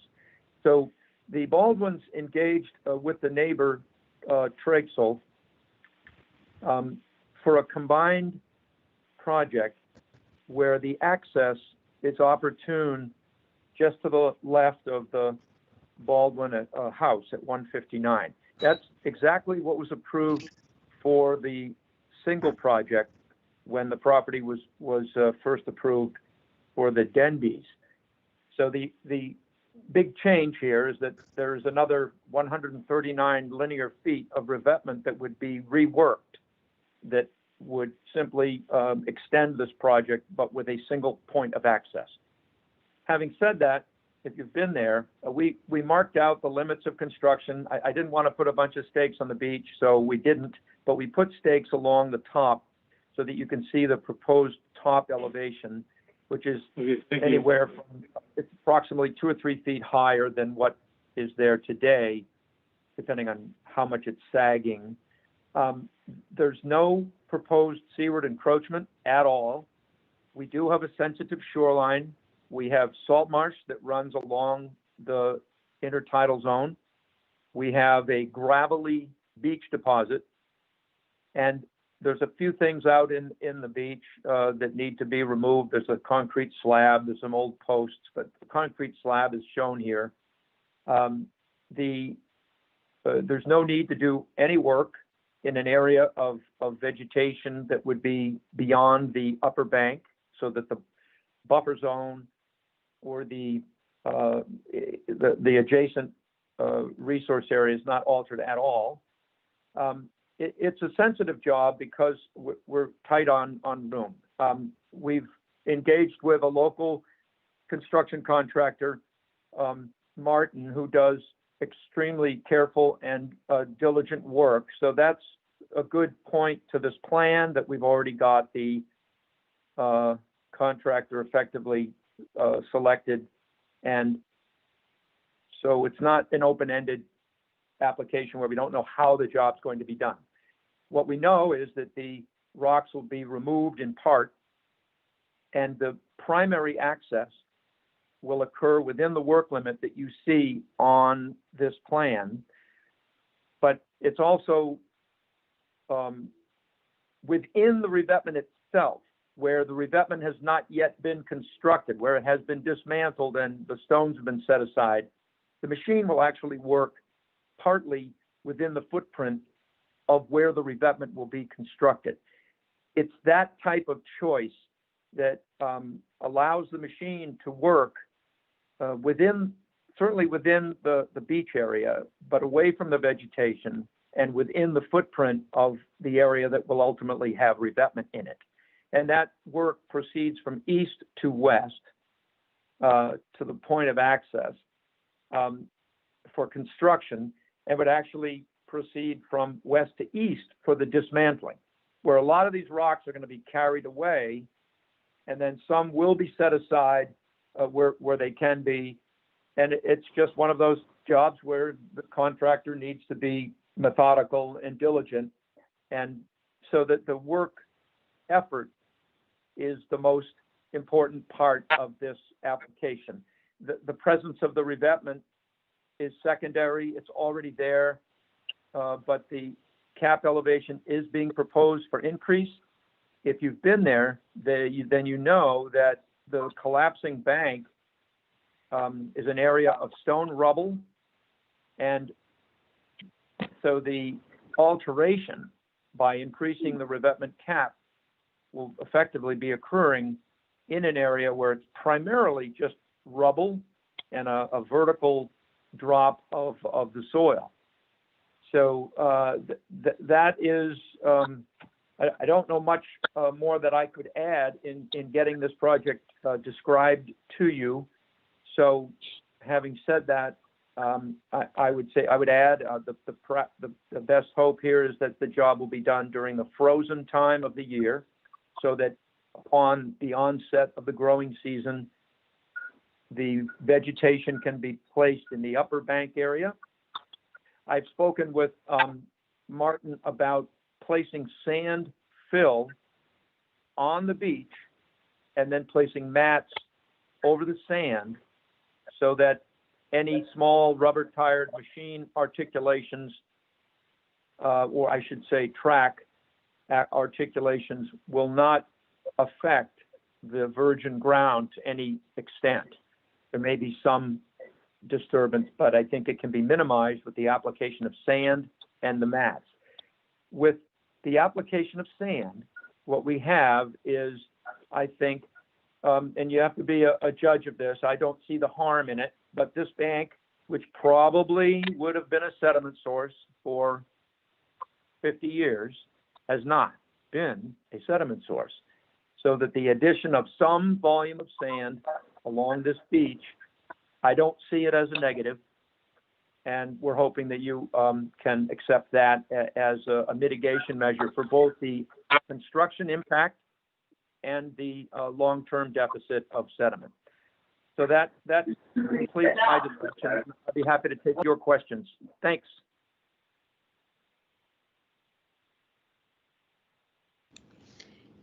Janet, are you calling in? I've had to mute you because there was so much background noise.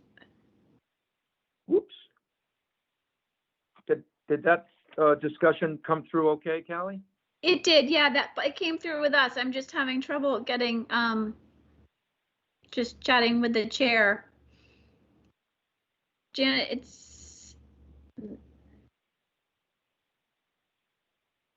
Yeah, I can't hear her.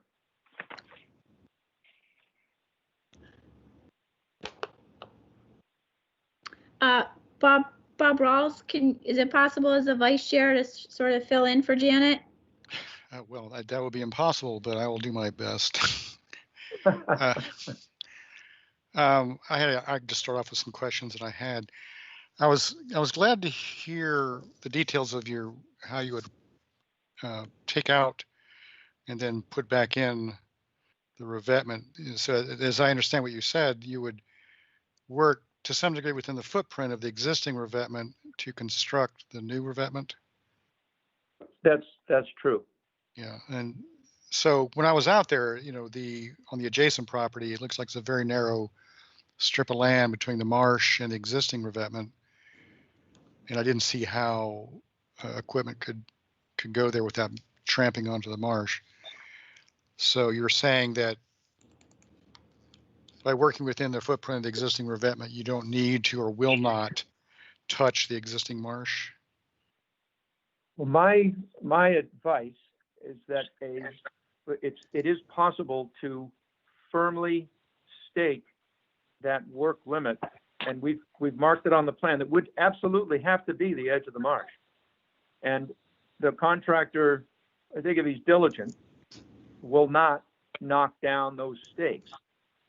It would not be practical, for example, to put a silt fence there, because I think the silt fence would get beaten by high course tides, but deeply driven stakes that were clearly marked puts the contractor into a situation where if he's got 6 feet, that's all he's got.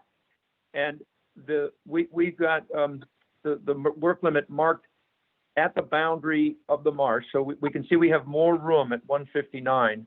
And you're absolutely right. We're 6 and 7 feet of width out there on 187, and that's where the contractor needs to make his route partly inside the projection of that revetment. There's just no choice, and we have reviewed that with Martin. All right. Who would be the clerk of the works monitoring this? I think you've got a trustworthy organization, at least in my experience, being hired, but I've never objected to being on site. We can't be on site 100% of the time. In fact, if I'm, for example, supervising this job, I wouldn't go there more than once every couple days. And the clerk of the works, I think, is someone who's going to be on site all the time, and you really have to assign that to the contractor. Right. Well, it would seem that before this project were to begin, that some nice photos have to be taken of the existing marsh. Yes, just to make sure. I agree. Yeah, to make sure that we're not damaging. And keep in mind that beach will be sand filled to about, I'd say, a 4 to 6 inch thickness, with then fiberglass mats placed on that. And a couple of cases recently where I've gone back in the process of doing certificates of compliance for seawall construction in close proximity to salt marshes, I have some good examples of ground recovery, marsh recovery, even though it wasn't damaged, but the encroachment of marsh into an area that receives a little bit of nourishment. I've got some good photographic evidence that if a project like this is carefully handled, you can be quite secure in understanding that it will do very well when everybody clears out of there. So that's really all I can offer is a diligently staked work limit, a responsible contractor, and regular inspections. Would it be necessary to work within certain tide levels? Oh, definitely. If you have an astronomical tide, there's nothing going on here. It's low to close to high tide work. Once we get close to high tide, it's probably time not to be here. So you wouldn't work during near high tide? I don't think so, because there's going to be a number of days where we have astronomical tides that are, high. There's also astronomically low tides, but then you have that in combination with east winds. And I know that, you will see tide water above the average tide far more often than you're going to see it below it. So I think it's safe to say no work unless it happens to be the right day. The contractor doesn't want to be working in seawater. Right. I don't know if you have that tide restriction in your application, but if it isn't, I think it should be added in there. It would be in the notes of the plan, right. And I would say that I would like to think I have it here. I used to have it in here. Number 9 says, due to tidal exposure of the work area, close attention shall be paid to the tidal schedules. Equipment shall be removed from the work area daily and stored in the upland. But I'm not restricting, this plan does not restrict the work, but we can certainly restrict it. Well, I don't know. I guess if you assume the contractor is paying strict attention to the work line, then perhaps it's unnecessary. I think in many ways, it's rare that you'll see a guy working out there with a machine with water over his tracks. It's happened, but I don't think it's a good idea, and I don't think we have to do it. I think we can restrict that. All right. But we can restrict that. So you said a while ago, did I hear you say like 5 or 6 inches of sand to be added? I think I said 4 to 6. 4 to 6. Okay. Yeah. And you have no plans. Yeah. You said it sounds like you don't have plans to remove that sand after the project is done, because you're thinking of it as. Not unless it was ordered to. I think you could do more harm trying to remove it. I think it would be. It's a matter of judgment, but frankly, these banks, although I've said it a number of times, that if we had a good, healthy salt marsh and we didn't have shorefront recreational activities, we might not have the bank erosion that we have around here. But it's safe to say that this bank would have been some form of sediment source over the last 50 or 60 years. So the amount of sand that we're talking about, I think, is a benefit. Yeah, well, the complication could be that this is essentially an ad hoc nourishment where there is no nourishment permit. So I don't know how we're going to work that out. That's a good. No, I understand what you're saying there. And this permit would be. I want to be careful how I say this. Very, very often, revetment projects, at least the ones I'm involved in, have a collateral nourishment component to them, and that the nourishment is basically part of the activity for the mitigation of the action, and it's not going to result necessarily in a significant beach fill.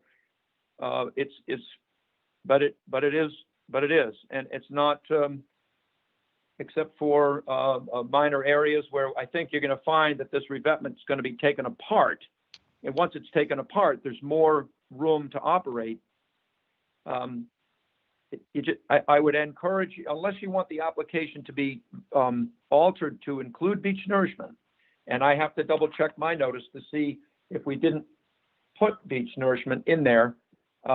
We would like to think of the nourishment as a mitigation measure for the action that's occurring during the job. But I can go into that more. I just want to see if my notice of intent included that for you. And I'm probably not going to be able to put my finger on that this second.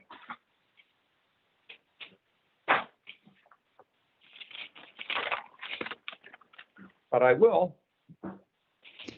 Okay, so Bob, as you're looking for the nourishment, I guess one of my questions, as Janet is coming back online, is also about whether or not there'll be plantings associated with the nourishment activities or associated with the project. There's no planting associated with the nourishment, but the upper bank, although there's no specific planting plan, the upper bank needs to be, or the upper portion of the bank above where the stone ends would be planted with either beach grass or other coastal hardy plants, but there is no planting plan per se. Is that something that you could provide? It absolutely is. I think it's customary to do that. I don't have any problem. And oftentimes there's a broad brush, beach grass at 12 inches on center, 2 culms per hole. But this is a pretty abrupt transition from a very upland character to a coastal bank, and it's is certainly eligible for varieties that are not beach grass. It would be varieties that would be salt hardy, but have more diversification. So we can do that. I have no trouble providing you with a planting schedule. I just got my notice out, and we had, I know it doesn't seem like a lot, but we had 25 cubic yards of beach nourishment for the Baldwin project. And I'm going to speculate that we had something similar to that for the Trakesville job, but I don't know where that number is. But I know that we included beach nourishment in our application. All right. The existing vegetation atop the existing revetments, I assume will have to be disturbed, perhaps removed, because the new revetment's going to be, I thought you said, a foot or two higher than the existing revetment? Yes, but our understanding of the available dimension, we're working, this revetment will fit between the eroded scarps and the toe that exists today. That's kind of the mandate. Nobody wants to carve back into the upland. There is going to have to be some reshaping, but overall, if you look at the plan, you'll see, especially at 159, there's about a 5 or 6 foot area available between the top of the revetment and the top of the scarp.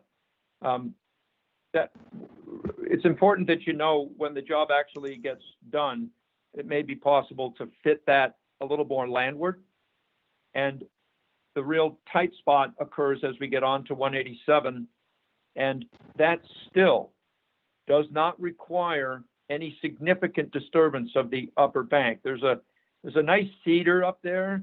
There's a really amazing cherry tree that we wanted to be sure was on the plan. And there's not supposed to be virtually any disturbance there, but I think you could envision a couple or 3 feet where we're going to be able to revegetate that area between the disturbance limit and the top of the stone. Not much. Well, that's good, but as Callie was intimating, we should see on your plan pretty specifically where you plan to plant what. I agree with you, and I have no problem providing that. I think I would maybe change the scale so we could see it. So as I'm saying, I think there's a lot more available planting area that would exist at 159. And as we get down to 187, the whole job just becomes more surgical. And that's okay to do. I mean, I think we can put some nice stuff along the top there that will fill in and kind of integrate with the stuff that's already there. There's a fair batch of invasives. I haven't identified those, but there's no interest in carving into the upland here. So in many ways, the alteration is minimized, which is beneficial to all interests. And I just, you know, I could say it over again. It's a very tight fit. Bob, secondarily to that, sorry, Bob Perry, the access route goes over on 159, goes through a vegetated area. Are you proposing to remove any of that vegetation through that access route? Yes, it's Rugosa Rose. I've scrubbed through that a few times. It's kind of gnarly. There may be a bayberry or two, but that's another location where you probably deserve, no question, a planting plan for restoration. And I left it general because we didn't give you a planting plan, but no question about it, that area where you see the vegetation line, there's a benchmark. We're going to have to move out of there. That's the only real place you could get to this job. And that's going to have to be replanted. I doubt you'll want Rugosa Rose, but there'll be something in there I can get you that'll be probably a bayberry or beach plum grove. And there are no trees that are going to be taken out as a result of the access? It's my understanding that there are not, and I didn't get you any photos. My recollection is no, but I'm going to double check that for you, just to be sure. I believe I have photographs of that, but I didn't give them to you. Okay. And Yeah, while I'm here at the meeting, I may pull those photos up for myself here. And it just sort of sounds like, just to summarize that, I know Janet is back online, but it sounds like a planting plan is needed here. I agree. Unquestionably. Yeah. And similarly, as follow-up on trees, Bob, you mentioned a nice cherry and a nice something else. Cedar. Cedar. Are they marked and are they to be preserved? Well, they were the signature trees here. There's quite a few others, but they're not in an area where there would be any action at all, except maybe a couple of laborers would be scrambling along the top.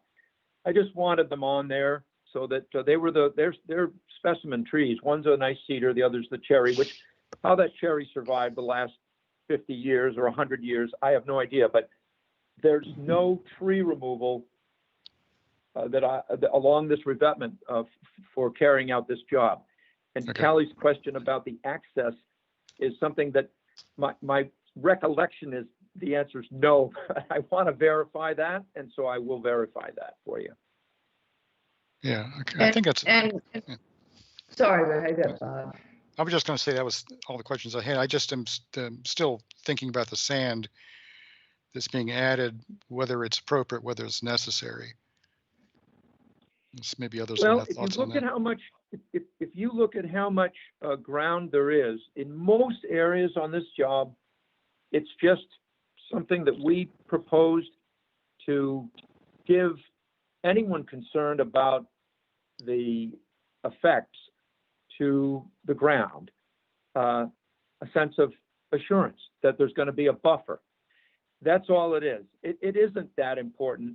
I think it's a little more important over at 187 than it is at 159. But I'm still, I don't think that much sand is going to cause harm here. I think that when you think about the value of sediment, not just for beaches, and it's not a storm buffer issue. It's a kind of a health of the marsh question.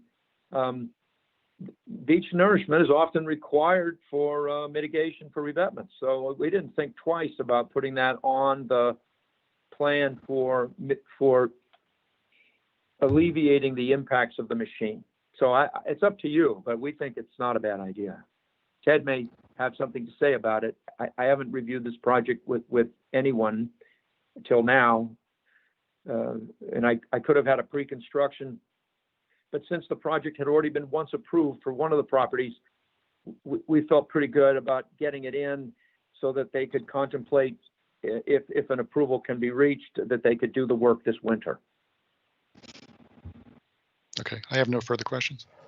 So just to be clear, because I was going in and out there and was on the phone for a while. So we're talking about the 4 to 6 inches of sand that's proposed to facilitate the access along the toe of the existing revetment and on the beach and not anywhere into the salt marsh. Is that right? Yeah, it's something that the mats get placed on versus putting the mats down on unprotected ground. It struck us that the better thing, if you're going to have mats, let's put them on a little bit of sand. Uh-huh. Okay, so they're going to support the mats. Yeah, it's just that if you imagine the mat twisting under the articulation of a track machine, it'll twist on the sand. It won't twist on the natural ground. So much of that is beach, not at least in front of 159. What is the sand going on top of? It's going on top of gravel beach. What's interesting about that gravel beach, if you think about what's going on long term, is that there could be roots, there could be root runners of marsh, there could be all kinds of advanced grass vegetation trying to encroach in the upland or into the upper beach that you won't see. And if you grind it up, you're going to adversely affect it.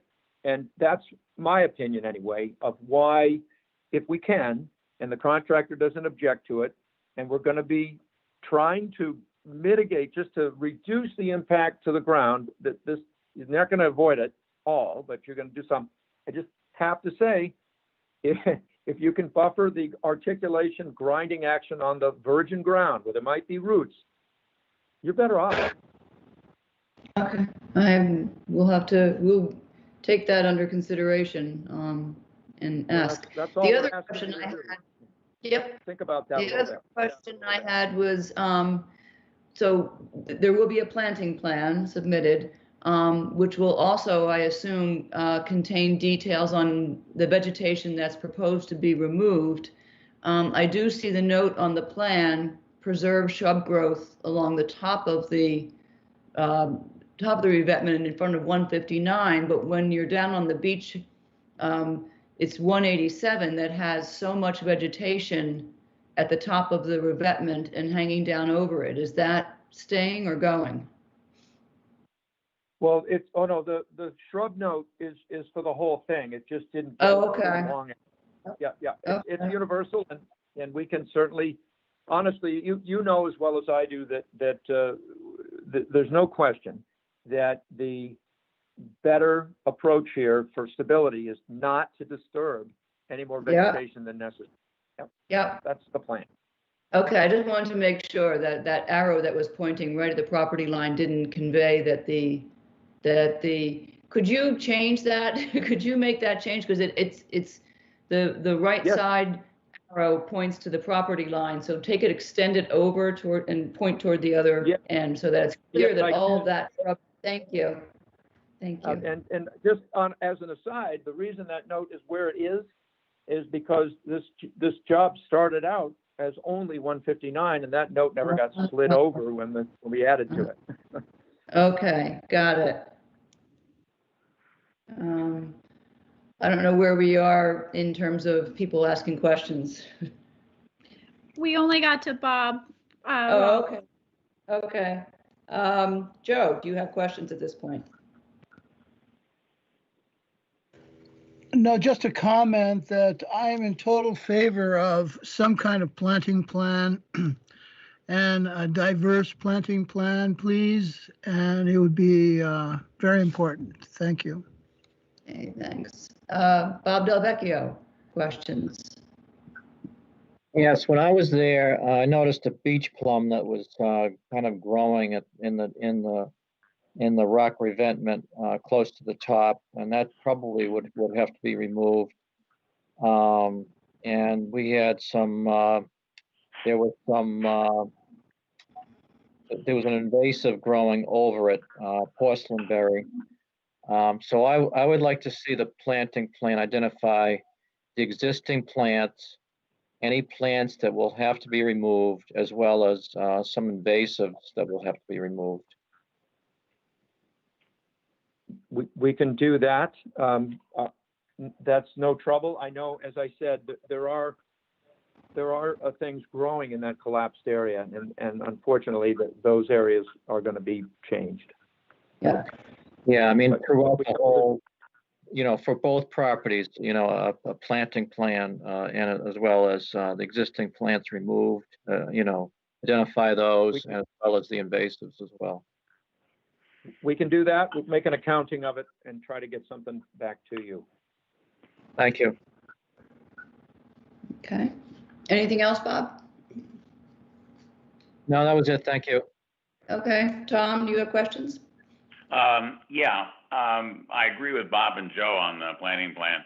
On the staircases, are they going to go on top of the revetment? Because I mean, the way it looks is, at least at 187 on the drawing, it looks like the staircase is going to bisect the revetment, whereas at 159 it looks like it's going to be laid on top. And I was wondering if that differential was really intended. No, it isn't. It's just drafting. The understanding I have is the applicants like to simply put their wood-framed elevated stairs back over. However, I agree with you today that stair at 187 is a little bit more inserted because it's got something not shown on the plan is it's got a midpoint landing, and the practical choice is to simply have an elevated stair that's the same size and width as what's here, but it would be fitted to the revetment when it's completed and attached. So that to me is it's a remove and replace issue, but there is carpentry involved, and I haven't given you any details about it, but I certainly can. I would think it would be better for the integrity of the revetment in terms of its ability to serve the purposes for which it's being installed, to have the staircase on top and not go through the revetment. I agree. I'm not a fan of stone steps. They have their place, but I think my preference is just what you said. And Okay, I'm sorry, man, go ahead. Oh, I was just going to say that's it for me. Okay, I was just going to say, Bob, can you include a profile to show how the stairs, assuming they're going to be identical, how they'll be designed over the revetment and attached? Yes. Thank you. Some folks want aluminum, some folks want wood. It's my understanding these will be timber. So. Okay. No trouble. Okay. Tally, do you have other questions that you wanted to? Nope, I just second everybody's opinion about the planting plan, detailing what's going to be planted, what's going to be removed for both properties. Okay. I also had asked Renee if she wanted to provide a comment letter for this, and she did say that she was going to. I just haven't received it, so I will follow up with her on that. Okay. Do we have any kind of correspondence from Marine Fisheries or? No, I don't think we will get one either. This project can't. I think there's enough revisions that you want to see of the plan that this wouldn't go to a work session, but this hasn't been reviewed by DEP because there's no SE number that's been assigned. Okay. All right, so we'll wait for them to review it. And then the revisions that we've talked about is the planting plan with the existing, the removal, and the proposed. I dropped off originally in the middle of the question about the clerk of the works, and last thing I heard was that Bob's point that it might be better to name somebody from the Martin firm who will be there every day. Is that okay? Well, we usually decide the clerk of the works at the pre-construction meeting, and it's typically the contractor and the engineer. Okay, so leave that. We don't need to have that. I have no objection to, we don't object to sharing that role. It's just that there's no question that your average engineer isn't going to be there as often. And I think a shared duty works. Okay, it is for a project of this nature in this location, having someone there all the time is useful and important. So shared is fine. Okay, so anything else before we schedule this? This is Bob Rawls. I just was wondering what everyone else on the commission thought about the sand being added, whether anybody had an issue with that or not. Well, so let me circle back to a question that may have been asked and I just missed it. It's not uncommon for revetments to include nourishment at the time of their construction and then periodic nourishment, especially, I guess the part I missed was whether this coastal bank is a sediment source. It looked to me like it might have been at some point in the past. I don't know whether there's been any nourishment during the life of this revetment to provide extra sand to the beach. Was there any consideration of doing that, or is it not necessary? We thought that the nourishment that's proposed for protection was a good start. I don't think this area necessarily needs a lot of nourishment, but the other projects I've had along here, one a little bit to the west of here, had a nourishment requirement. And, and I think a good source for information about the benefits of sand for shellfish purposes could be Renee. So you might want to ask her, since she's about to comment on this, and see what she thinks. Okay.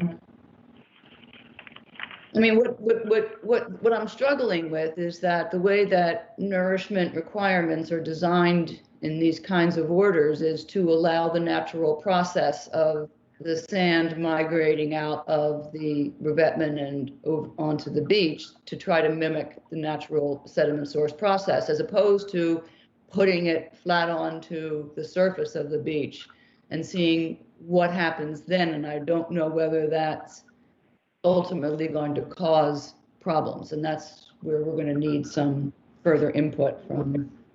Let me tell you two things, if I might, Madam Chairman. I've gone into this at length in my career about the notion that some of these coastal banks only erode episodically, and there is no, or I should not say no, I think that over the long course of time, coastal banks with a healthy salt marsh fringe are often well vegetated right down to the salt marsh. And while they are technically sediment sources, they're not meeting out sediment on any regular basis.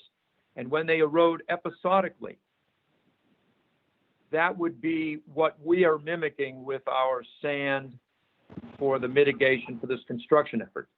So if we balance that out, I think you may think about it, but if we're going to run the risk of altering the beach for machine action to build a revetment, you're probably better off with a dose of sand that could mimic an episodic erosion event and get your sand that way. Because if you do the analysis of what the erosion rates are here, they're very slight, and that doesn't bode well for revetment approval. It's like, oh, my erosion rate's only a 1/10 of a foot per year, but the dose of sand that you get is far less, except during episodic storms. It's not a lot on an annualized basis.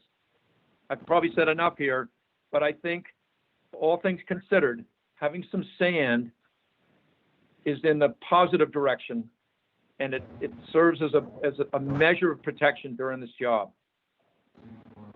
It seems like it's on Comcast. It is, it's all. That's my sand speech. Hell, A2 anyway. Okay, sorry about that. We continue to struggle here with our internet connection. But I did hear all of that. And I do notice that Ted Keon's here and he has his hand raised to make a comment or ask a question. Hi, Ted. Hello. I've just been listening in because I have not been to the site recently. Callie did inform me that, this was coming forward and that there were, a few revetments being considered for reconstruction, which in general, I don't have an issue if it's an existing revetment. Specifically regarding the sand issue, I've not walked the site to see whether or not I support or agree with the concept of sand for the access to the equipment as a conceptual concept. I think it makes sense. My comment was more specific to, reminding the commission, as I think has already been highlighted, that often older revetment projects that did not have a nourishment component, when a new project or permit has come forward to deal with, the issues at hand, it is often the opportunity to perhaps add a compensatory nourishment requirement. I understand Bob's point that a healthy salt marsh and a healthy vegetated bank don't generally, serve as a significant sand source, but presumably the fact that the revetments were put in was because this bank was eroding and it was serving as a sediment source, when it was originally permitted. So what that volume should be, I don't know off the top of my head, obviously. It's probably not a large volume, and whether or not this one-time placement for the construction activity is appropriate, I'm not sure either. This is when the commission has an opportunity to provide an ongoing condition for nourishment for revetments when those, conditions were never included in the original permit. Okay, thank you. Got that. All right, with all of that then, Bob, so as before, we have a choice of depending on how soon you can get a planting plan together. Do you want to go for scheduling this for the 27th of January? Well, I think so. I know the 13th is a great day. That's a good day. Unless you are booked up, we can. No, we probably are get something not. done. Nope. I was just giving you the time, considering the holidays are intervening, although, who's doing Janet- anything over the holidays? Yes, Callie. We just continued 3 hearings to January 13th. I thought we just did one. Well, it's 60 Sea Mist, 110 Seashells, and 94 Seashells Drive. I don't care either way. I'm just letting you know that if we continue everything from this hearing to the 13th, then. Well, my only input on this would be that and of course the permit's good for 3 years, but the owners were hoping to get something done by the growth season. And if they could start in February, they might be done 8 or 9 weeks later.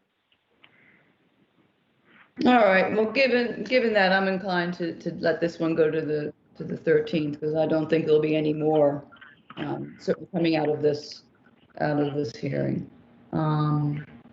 So that would be 2 additional for the 13th. That would be 159 Seapine and 187 Seapine. Yep. Okay. Thank you. Is there a motion then to continue this to January 13th?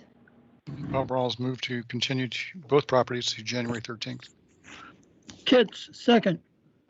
And with the advisement, Bob, that means that you need to get the planting plan in no later than January the 6th. Will do. As well Plenty as of time. the stair details. The stair profile. Yep. I've made some notes here. I'm good with this. Thank you. Okay. Then roll call vote to continue to January 13th, 159 Seapine and 187 Seapine. Commissioner Rawls. Aye. Pitts. Aye. Delvecchio. Aye. Clark. Aye. I vote aye, so unanimous to January 13th. Thank you very much. Thank you. Okay. Next item on the agenda is 201 Old Harbor Road, Scott Brennan Properties LLC is the applicant. Brenna C. Melvin is the owner. No SE10 number has been assigned. Proposed construction of driveway of garage, cottage, removal of existing cottage, and relocation of shed at 201 Old Harbor Road, Assessor's Map 15F, Parcel 62A. They requested a continuance to January 23rd, but January 23rd is a Saturday, so I would imagine you guys could continue it to January 27th. Yep. Is there a motion to continue to January 27th for 201 Old Harbor? Bob Rawls moved to continue to January 27th. Kits, second. All right, roll call vote to continue 201 Old Harbor Road to January 27th. Commissioner Rawls. Aye. Pitts. Aye. Delvecchio. Aye. Clark. Aye. I vote aye as well, unanimous to January 27th. Okay. Okay, next up is 676 Orleans Road, Kristen Dietrich's Twizy Realty Trust, no SE10 number assigned, proposed demolition of existing dwelling, redevelopment of property above the coastal bank at 676 Orleans Road, Assessor's Map 12J, Parcel 5. We also have a comment letter from an abutter to read into the record. Okay. Alrighty. Good morning, Thad. Good morning. How are you all? Very well, thank you, despite the fact that there's a Comcast outage, it turns out, in my area, so. Oh, I'm hanging in by the slim thread of my personal hotspot. excellent. No. So I'm gonna open a share screen here. So this property's been before the Conservation Commission before. It was recently sold to Chris Dietrich, and he's looking to tear down and rebuild. The property is currently developed with a house that's well within the 50-foot buffer. That includes a deck and a patio. Those lead to a path that leads to a seasonal dock. And there's a shoreline protection system that's already in place.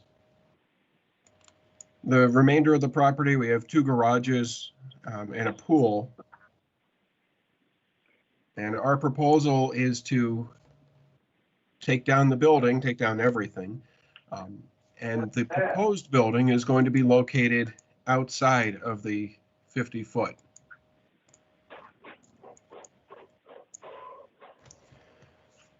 The proposed building is mostly outside the 100-foot as well.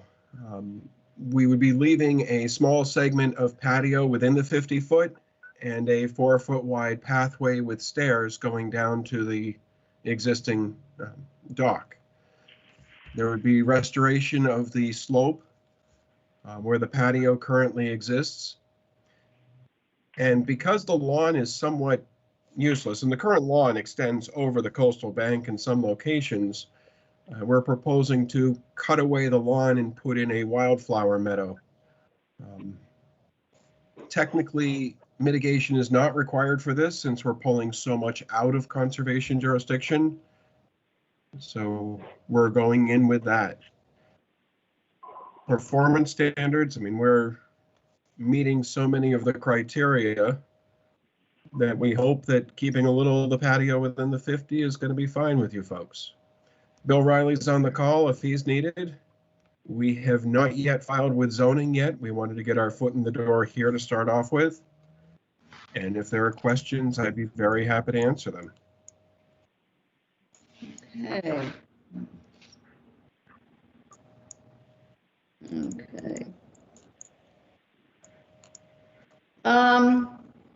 Can you, as usual, Thad, can you move that where you are down, that site plan, to the side-by-side calculations and walk us through how some of these calculations relate to one another, one taking the table from the NOI and the other the calculation table that you normally include. There they are. So in the center of the screen at the bottom is the calculation table from the checklist, and then you have your conservation area calculation table. I mean, the first thing that jumped off to me is in the checklist table, in the no disturb zone, there's existing 1,000 square feet of the structure of the building being moved entirely out, which is a net change of minus 1,000.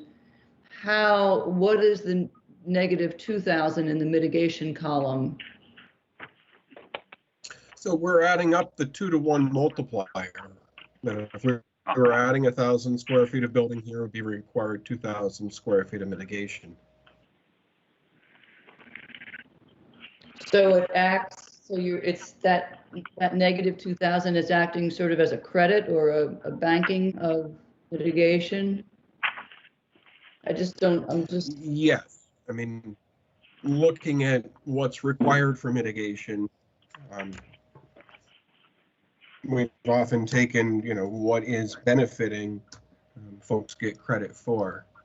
And in this case, I mean, they're pulling so much out of that 50-foot that they shouldn't need any mitigation at all.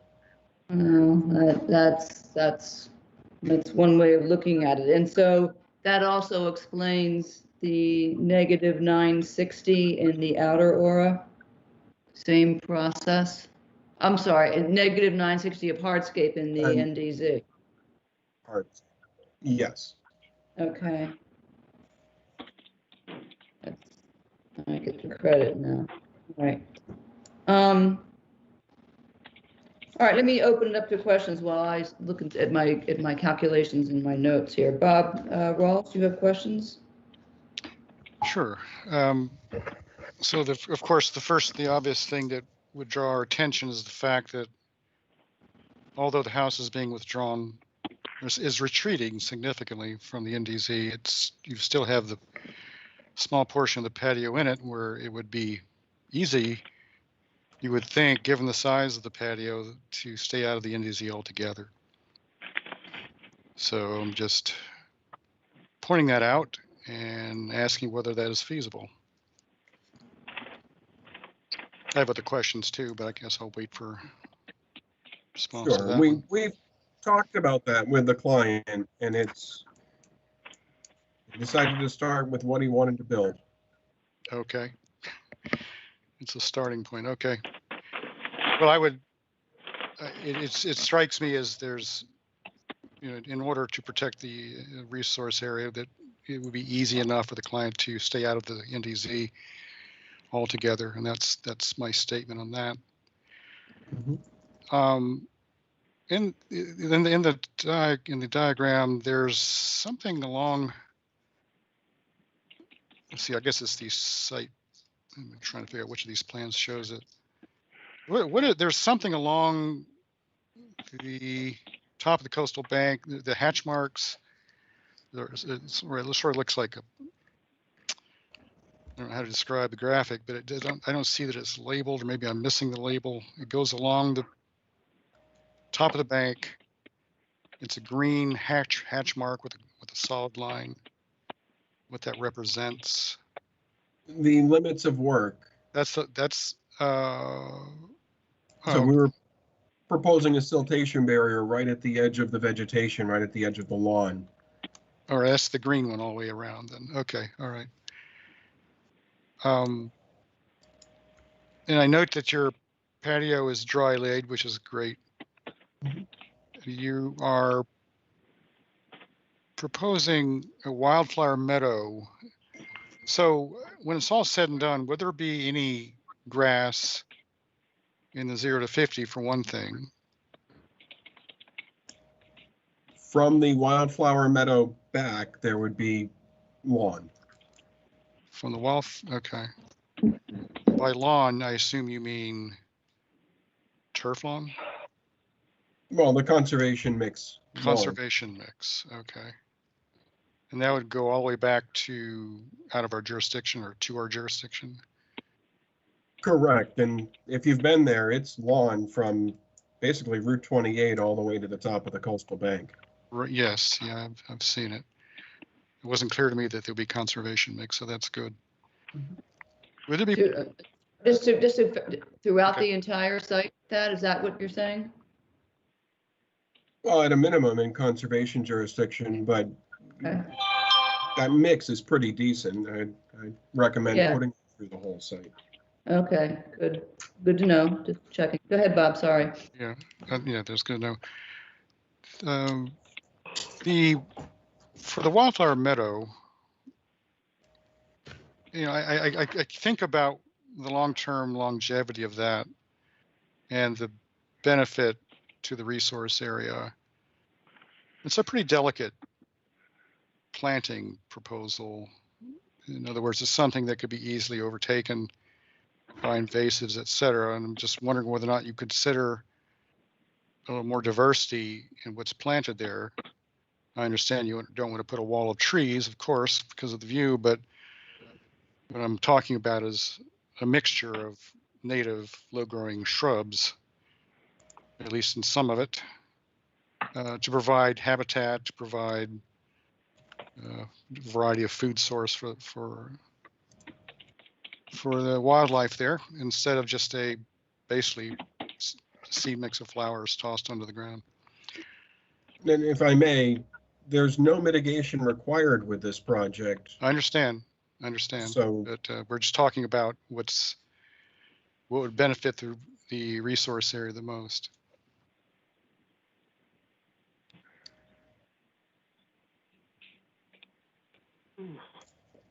Anyway, I would consider it. Talked about it with your client, I would ask.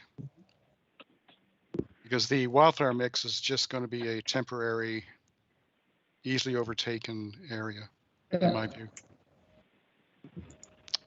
And I think that's all I have for the moment. Janice already talked to the area calculations table, so that's all for me. All right, thanks. Joe, do you have questions? No, the questions I have been asked. Thank you. Thanks. Bob? I had a question on the irrigation system. I know that area is totally irrigated, the lawn is. Wondering if that's going to be removed if a conservation mix is going in. Where is this?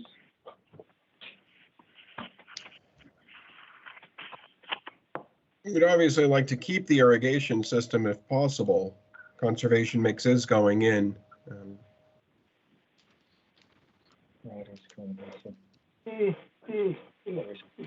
I wouldn't like to see the irrigation within the 50.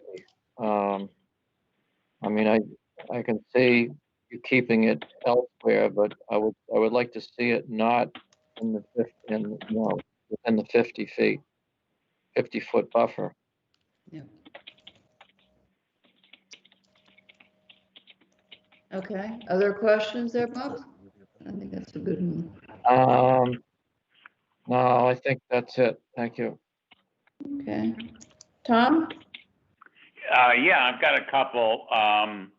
One, I would note that there's nothing in the regulations that allows TAD to double up on the mitigation. I mean, I normally the phrase I would use when I see that is chutzpah, but I could be wrong, but I don't think that that's reasonable or permitted by the regulations. And I had one question, which also I agree with other comments about getting the deck out of the NDZ. And I was wondering, besides the matting, what else is being done to stabilize the bank face? It would be matting and seed. No, just the matting? Yes. Okay, and we have a letter from the zoning ZBA saying a special permit is required. What is that for, if I may ask? This lot is slightly non-conforming, and this constitutes a substantial change. Okay, and I would just note in passing that the entire property, as is noted in the work given to us, that this is in the Pleasant Bay ACEC. And we're supposed to, as I understand it, go the extra mile in such circumstances, which I think supports the idea that there's really no need for that deck to intrude into the no disturb zone. That's it. Where's the regulation that says you're to go the extra mile because it's an ACEC? I'll have to dig it up for you. The language, let's not quibble over the language. We all understand that projects within the ACEC, as a matter of practice, if not requirement, we add particular scrutiny to those projects in order to protect the area. Tom, anything else? No, that's it. Thank you. Okay, thank you. I'll just say that so when I was there, Thad, it looked to me that there's a fairly substantial, fairly robust salt marsh right at the edge of the small beach that ends from the bottom of the bank. Yeah. It's not on the plan, and so I can't tell whether any of this area, particularly in around the top of the coastal bank, is within 50 feet of that salt marsh. We can certainly add that. I'd like to see that so that we're clear on making sure that we are dealing with any buffer zones to a salt marsh. So in terms of connected with that, the construction protocols to protect both the coastal bank and the salt marsh. Is there any, so there's nothing happening below the limit of work that you've got here? Correct. The proposal is from the edge of the lawn / top of coastal bank back. Mm-hmm. Okay. And the the in-ground stairs. So I got confused because I didn't write it down when I was there or take a picture. The pathway, it's not a pathway there now, is it? Is it a decking that goes down there? It's a Or is brick it patio that exists now and leads out to So it's a the brick land. walkway currently, Yes. and that's being taken up all the way down to the edge of the. lawn, top of the bank. Okay, and then beyond that, it will still be brick to the landing? How is that? I believe all the brick is being taken up, and then the landing is where things start up again. Okay, so in that section, there is work to be done below the coastal bank in terms of the removal of the walkway and the creation of a new pathway. We were stopping right at the top of that coastal bank. Yeah, but by doing that, you miss, whatever it is, about 10, 12 feet of walkway. So if you're going to take that up, I think you just need to adjust your limit of work line to bring it all the way down to the landing area.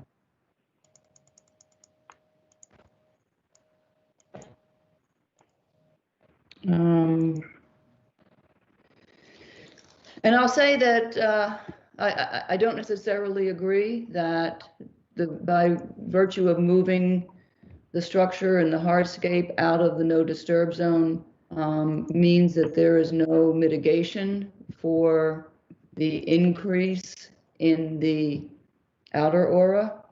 Hardscaping, both the structures and the hardscape areas will be significantly increased. Now, I get the balancing, but again, this is one of those instances perhaps where the fact that it is within the ACEC makes me, at least personally, want to look at that more carefully.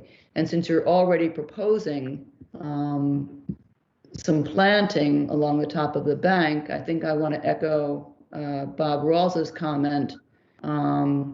I did not spend a lot of time looking at whether or not the coastal bank has invasives on it or whether the adjacent properties have invasives, in which if they are there, he's right, could probably render that wildflower meadow gone in a pretty short period of time.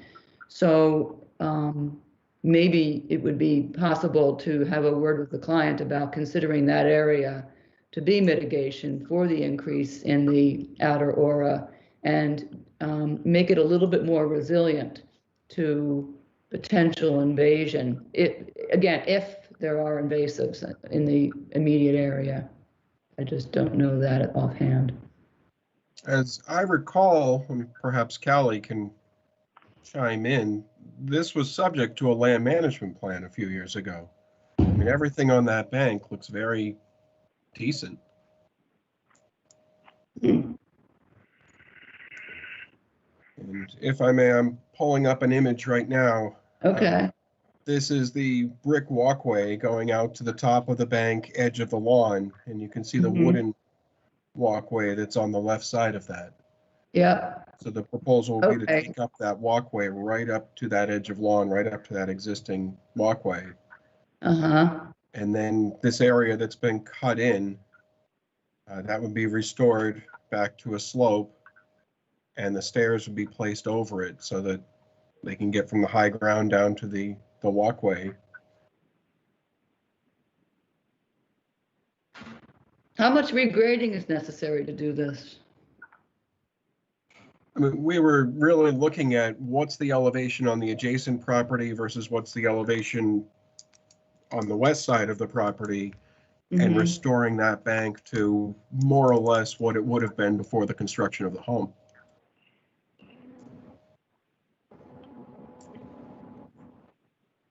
It's sort of hard to do looking at the site plan, because on the west side, that property, the slope has, turns and runs vertically along the property line. But I see on the other side what you're saying about continuing that, the pre-existing. How exactly does that get done there without disturbing the vegetation at the top? Are you going to take that, reduce that slope that we can see here? I mean, it would be taking out the grass and grading the property back to the finished grade. Mm-hmm. And the slope is about 6 feet high that we'd be proposing, leaving it pretty low where the existing ramp is, and then building it back up. So does that mean fill is going to have to be brought in, Ted? Yes. I think we need some kind of calculation on how much fill you're talking about. And it would probably come out of the pool or the foundation hole. So it's not like we're bringing fill in. Thank you. Yeah. Is there no oh, well, the house is being moved. Okay, so the excavation for the pool and the foundation will provide sufficient fill to accomplish that regrading? Oh, and then some. There'll be material taken from the site.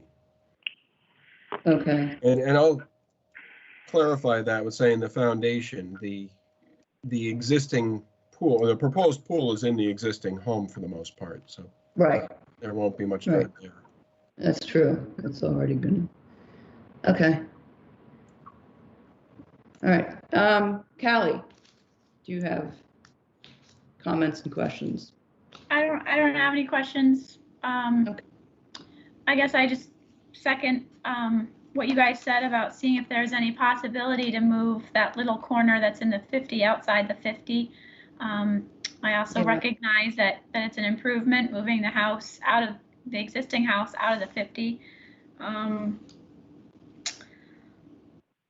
I'm also curious to see the lines, the 50 and 100 foot lines from the salt marsh that Janet, you had mentioned. So if that's going to put that on the plan, I think that would be a great idea. Yep. Okay. Is there anything else that anybody wants? Janet, I have just one quick question. Yep. On the pool, is there going to be a fence or is it going to be an auto cover? The proposal is to do an auto cover. The biggest problem with auto covers is the insurance company often comes back and says they won't accept that. You either find a new insurance company that will, or you put a fence up around the pool. If he elects to choose an insurance company that requires the fence, then we would put that right at the edge of the patio. But his plan is to put an auto cover on that pool. Okay, thank you. Janet, we also have a comment letter. Okay. Let me see that. I have it up here. Oh, why don't you take care of that then and save me digging around. I'm gonna do my best. It's a handwritten letter. Okay. From Eileen Auer that was submitted yesterday. Dear Chatham Conservation Commission, I am aware that the new owner of 676 Orleans Road in North Chatham will be making changes to their property, and that you as a commission will guide and approve them as allowed for our town bylaws and rules. But because this will be a huge project in our old established residential neighborhood, I strongly urge that with any change, that strong conditions be put in place to protect our quiet neighborhood with many day and late night workers, as I may not be reading that correctly. It's hard you are workers, right? As those who have visit visited or enjoyed Tired living. here. Yeah. Orleans Road is Route 28 with much daily traffic. Even more so now that trucks are avoiding the rotary in West Chatham. She's right about that. and seeing this Route 28 approach into Chatham. The only exit driveway for 676 Orleans Road is almost directly across from the driveway for 3 homes using the opposite driveway, 671, 675, and 683. And the 676 driveway is hidden behind a long, tall fence on either side of the exit, giving very poor visibility to any oncoming traffic. I ask that all work be conditioned from Monday to Friday only and from 7:30 to 8 a.m. ending by 5 p.m. daily until June, and that no work be done from June to September when our windows are open and we have guests once again. Yeah. To prevent problems that might arise from the work over time, I hope that you will make this condition to any work at 676 Orleans Road to accommodate the neighbors who live here. Yeah. Well, Ms. Auer, if you are listening or on watching this on the TV, many of those points that you raised will be considered by the zoning board. That's what they do. I'll just note in passing that when I left there the other day, I did notice that exiting out of that driveway is very difficult. So with the construction trucks, something will have to be done to make that safer. But again, that'll be within the purview of the building department and the zoning board. It's not a conservation matter, but I assume it will be addressed appropriately. But thank you for your input on that. So with that then, Thad, you have some changes. You have to file with ZBA. What is that schedule looking like? Well, I defer to Bill Riley. He's more in tune with how zoning schedule is working at the moment. Madam Chair, Bill Riley. Yep. We'll be filing with the zoning board this week, and I anticipate that this will either be the second meeting in January, which would be the 28th, or the first meeting in February, and I'm out of the calendar, so I can't tell you what date that is. Are they every 2 weeks or? Every two, well, it's the second and fourth Thursdays of the month. Okay, so it would be February 11th if it doesn't make the 28th. Okay, yeah. We're going to try to get filed, they say, this week. Okay. I believe based on, well, do you want to continue this hearing before you have that? Or do you want to wait until after they've had a chance to look at it? I think you should go ahead and finish your work. All right. That makes the zoning board feel better too. Okay.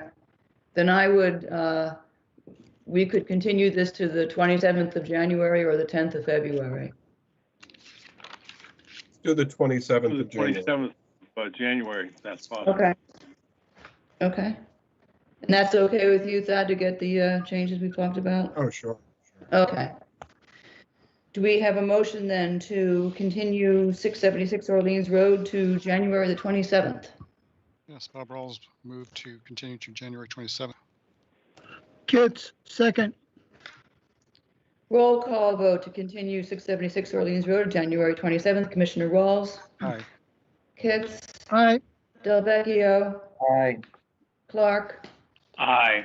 I vote aye. So that's unanimous. We will take this back up, the changes as proposed on January the 27th. Thank you, gentlemen. Thank you, Madam Chair. Okay. Okay, next item is a discussion on 520 Shore Road, Sandbars LLC, SE 103083. The commission will discuss the erosion on site and the trigger point for construction of a rock revetment as detailed in order of conditions, SE 103083. I know Bob Perry is on the call, as well as Kevin Tremblay from Robert B. Auer. So they're here to represent the project. Okay.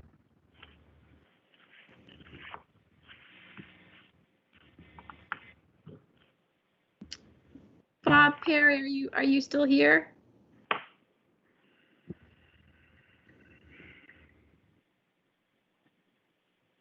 He's muted if he is. Give him a minute to get unmuted. You press You star should- 6, there. unmute yourself. And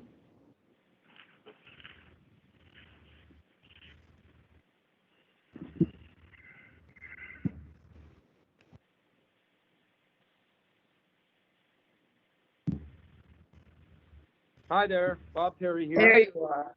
Did you have to call in again? Okay. No, I was using the screen before you send, and that doesn't seem to code into the meeting. So I'm now looking at the dark screen with the red phone symbol, but I'm good. Thank you. Okay. Sorry for that Okay. delay. I'm going to be tech savvy by next year, promise. Okay, So- yeah, right. Good luck with that. I got so used to Zoom that this is, I guess, something slightly different. Yeah. Thank you for having us for this discussion. I've been in conversations and site meetings and discussions with the owner, the owner's attorney, the gentleman that takes care of the property, and Robert Auer's group, represented here by Kevin Tremblay.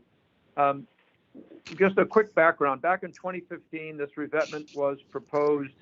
It was approved, but it was approved as a trigger, as a contingency trigger. Now, I know you probably had some trouble with those, and I agree that they're sometimes awkward. And in this instance, we were monitoring the erosion of the bank for this period. We extended the order of conditions during that time and have submitted over the years at least 2 images of the erosion circumstances, photographs of the stakes, at least the ones that were germane to this. And overall, the trigger was when the erosion of this coastal bank reached the elevation 46 contour, then the revetment could proceed.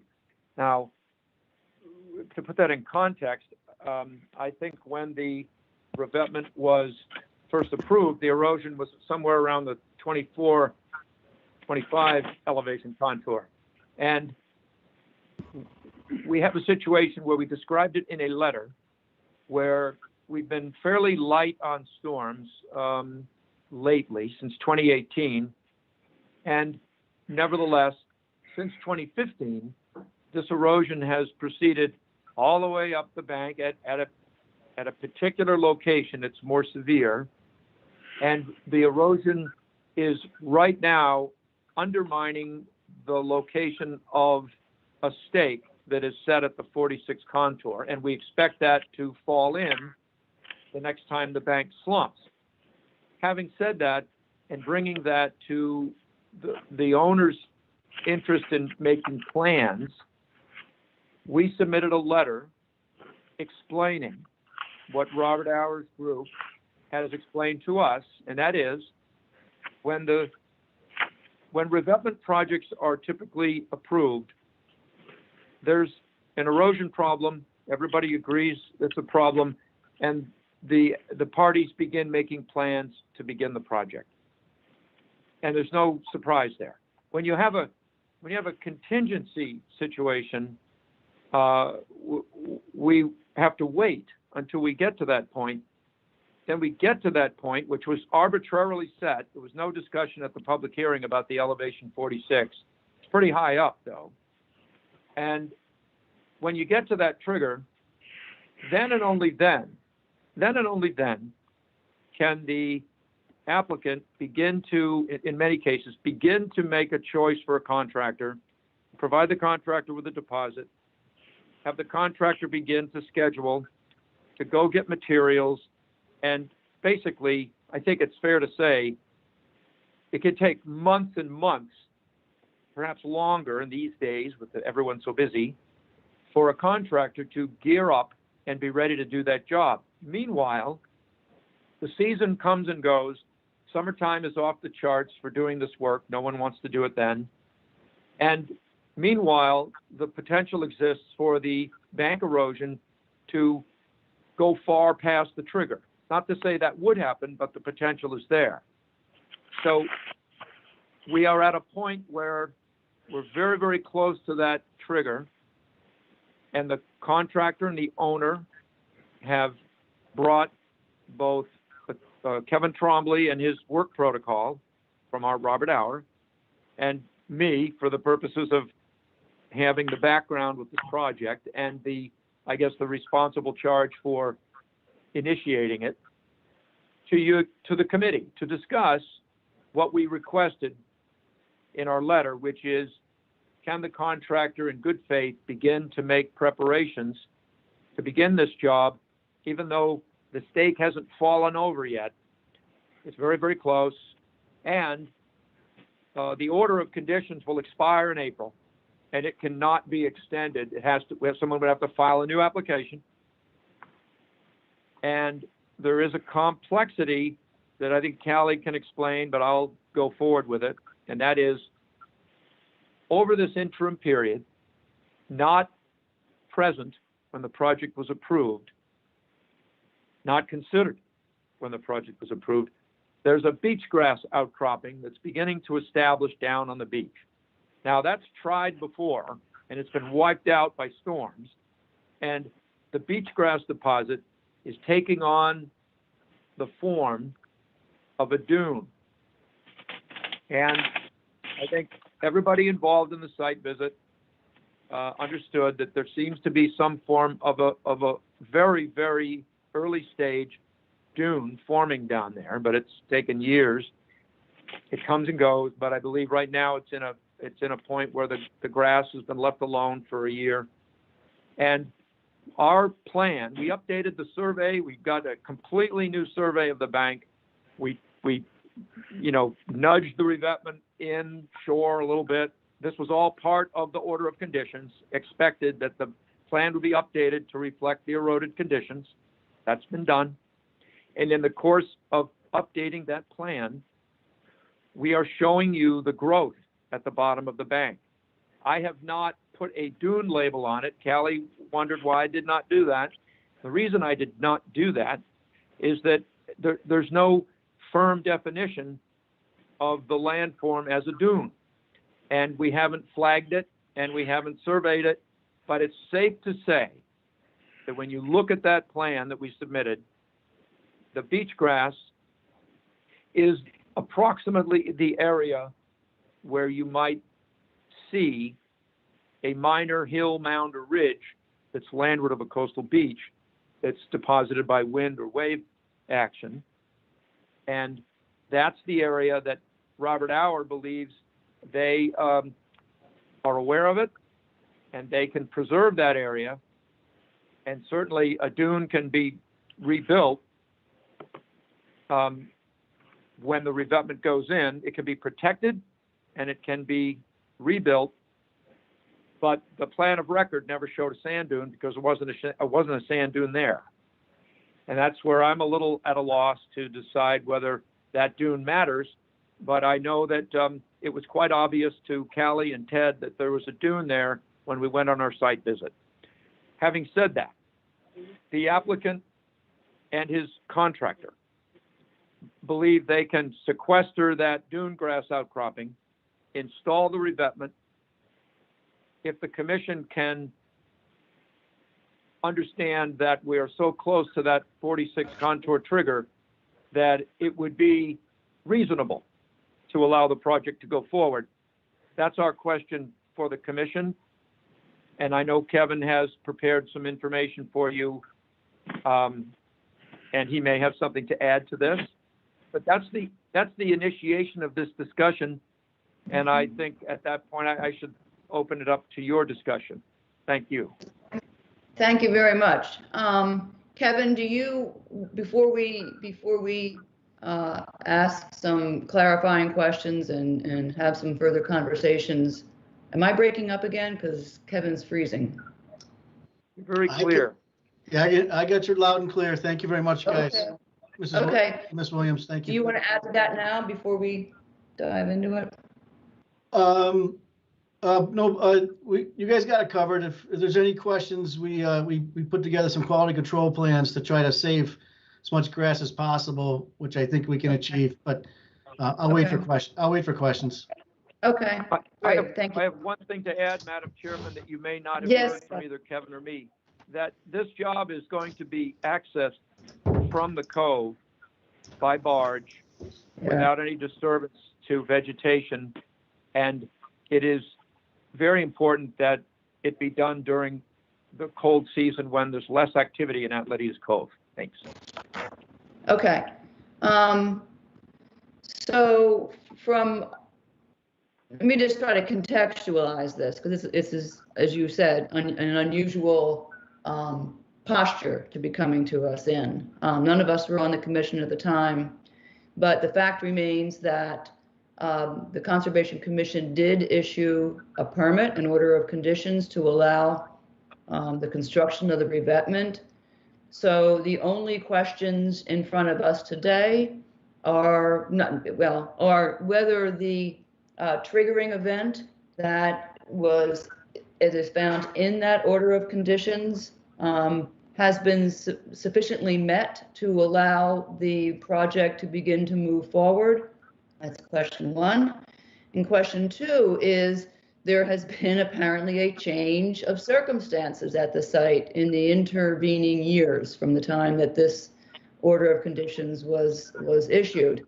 And that is, I know you've been very, very careful with your language, Bob, and referring to beach grass outcropping and other terms and avoiding the word dune.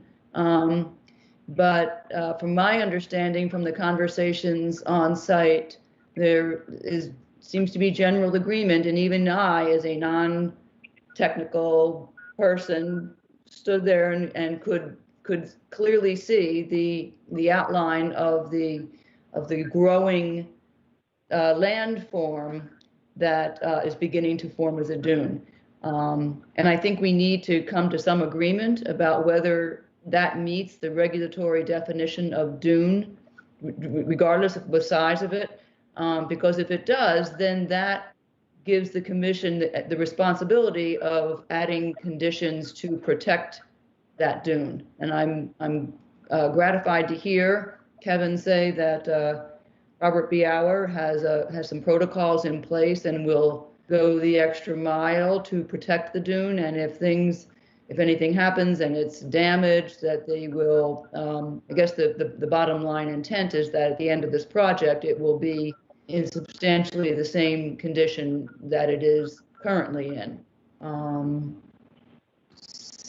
So that's my take on the two questions that we have in front of us today. And as to the first question, Bob, so elevation 46 is the trigger point, and the stake has not yet been reached. I understand and I saw it, the characterization that it's about to be, and it will fall into the water.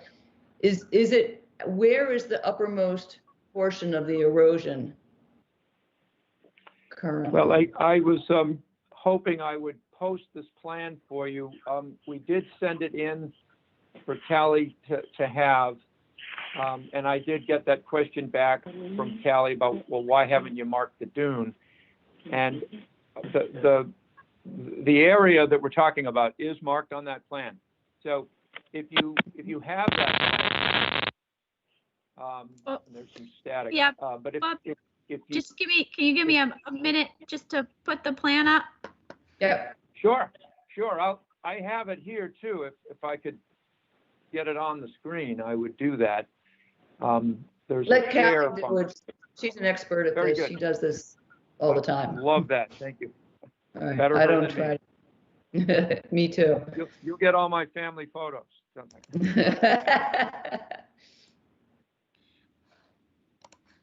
Okay, here it is. There we go. Thank you for that. This plan, if you scooch it up toward the north, you can see what we've got on here. Sorry, go the other way. Let's see the midpoint of the plan. There we are. We have the 2015 eroded scarp in dark bold, and then we have the current scarp, which is labeled top of scarp February 2020. We can see some areas where we've marked off, say, a 23-foot erosion as a maximum that we've observed. And it is at that location where you see the 23 that's just about due east of the swimming pool, where the eroded scarp is coming close to the 45-foot contour. This is February 2020. It's a little bit worse now. And so we're within a foot and a half of the 46 contour. Not to split hairs, but there's a part of that order that referenced a 44-foot contour, but we know it's 46. So right where that marker is that Callie's put on there, that's where we have come very, very close to reaching the trigger. And I think it's safe to say another northeaster of good proportion will overwash the beach deposit, flatten the small sand mound that's developing there, and cause for another slide. And we'll be at the trigger, and then we'll begin to go beyond the trigger. And so that is what the applicant is looking at to get the project organized to go forward.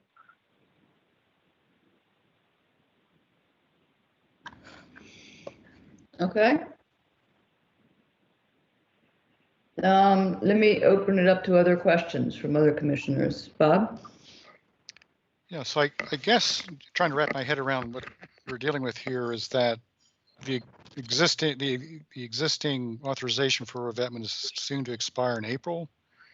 Mm-hmm. And so unless we reauthorize it, it will expire. We can't. It's been extended 3 times, and that's the end of it. I see. Right. So we have no ability. It's over in April. So we are being asked to approve it before the stake might be toppled. Well, it's not really a matter of approving like a new notice of intent. It's an existing order. I just want to clarify that. So unless you amend it, you really wouldn't be conditioning anything. Right. Right. So the amending. The only way to condition it is to amend it. And an amendment would take the form of what? Just to say that. Well, because conditions on the site have changed, I think in my opinion, definitely because of the presence of what I believe is not just a grassy area, but is a coastal dune. It's not a very robust dune, but I still think it meets the definition of a coastal dune. And so the presence of that to me means that the conditions on site have changed enough to warrant, an amendment if you think that that's what you guys want to do. And I think Robert B. Auer has prepared a very nice construction protocol to protect that new landform that's developing there. And so to me, that makes sense for an amendment, which is the other reason why I was trying to get Bob Perry to label it as a coastal dune. And I understand he's not willing to do that without surveying the area again. But I do believe it is a coastal dune. We don't disagree. I've been in the business a long time. We do believe in Robert Hour's ability to work landward of it and to actually improve that dune. We've all seen dunes develop in front of revetments in certain cases. So that is, I think, a fair summary of where we are. And I don't really need to resurvey the whole place, but I need to fine tune some of the study down there in order to map out the actual ridge boundary. And it's not fair just to swipe across the page that there's a dune. We do have a growth of sand, and I think we would owe you that delineation. Okay. So we would amend it ostensibly to show that there's a dune. However, we're still subject to the April in time. Right. Correct. Yeah, Right. an amendment doesn't provide any additional time for a permit before it expires. And we're being asked to, I guess, to paraphrase it, to proceed, although the official trigger point hasn't been reached. It might be reached by April, it might not. So all we would be doing is amending the original order and then stepping back. Yeah, it would be to amend the order, given the presence of this coastal dune that's formed, and incorporate and condition the construction protocol that Robert B. Hour has provided to protect that coastal dune, and to add in an evaluation of the performance standards of a coastal dune. If the trigger point is reached, that then would go into effect. They would begin work. Yep. Yep. May I interject? But it doesn't get reached, though. Okay. May I Can we interject, let Madam Bob, Chairman? Rawls finish his thought? Because I'm just. I just want to, yeah, thank you. So if it doesn't get reached, we have an approved protocol that in practical terms would not then go into effect. If it doesn't get reached, they would, they'd have to start over with a new notice of intent. A notice of intent. Okay, got it. Right. So I only had one question, and that is, with the nascent dune, that bank there is extremely tall, and a lot of sand coming off of it. I would think that some of the sand that's forming that dune is coming from the bank. So if we were to put a revetment there, that would cease. So any sort of further growth of the dune would have to come seaward. And I just wonder if that constitutes interfering with the formation of the dune. Anyway, I'll just toss that out there. Okay, Bob, right. What do you want to say? Well, I was going to add, naturally, that the part of this request was because of the planning, that when you begin to think about the planning, getting an amendment out, the contractor would probably be able to just about get started when the order is over. And so I know what this particular request was not only to have the observations made at the site meeting become part of the discussion, but also to explore the possibility that the commission could see that since the 46 contour was arbitrarily selected by a commissioner who wrote the order and not discussed at the public hearing, that we may find that you're close enough to that trigger that you could allow it to the planning to proceed. I think we have another issue, and that is that beginning the job anytime in February, for example, pushes you perilously close to a drop dead date. But I think they can handle that. So the question comes to, can the commission see the proximity to the trigger as adequate for pulling the trigger or not? And one more thing to add, yes, there's no question the sand that's coming down off of that bank is contributing to the buildup at the bottom. And that will persist until a northeaster comes in and takes it away. And I think everybody agrees that the bank's a sediment source. And there would be some form of nourishment requirement here, unless someone felt that the nourishment was simply going to fill in Aunt Lydia's Cove only to be dredged out again. But I think there's no question the bank's a sediment source. That's all I wanted to get in there. Okay, thank you for that. I'd like to hear from other commissioners what your thoughts are on these two issues. Somebody jump in. Go ahead, Tom. Yeah, I get a little legalistic on some things, and I apologize for that, but it's the way I was trained for the last 46 years. I would think, one problem that leaps to mind is that the proper remedy should have been that they went back to the commission that arbitrarily, to use the applicant's phrase, put in the 46-foot requirement and basically got it corrected. And they've let it go for 3 years without doing that. And so that's, unfortunately, now they're beginning to see the unfortunate side effects of not taking that step when they first realized that something had been pulled out of the air and inserted that they hadn't agreed to. The other thing that leaps to mind, and I can understand that probably the applicant is focused on a revetment, but since you have a dune beginning to form there and you've got a very significant bank, I would think it might even turn out to be less expensive to do some type of integrated planning where you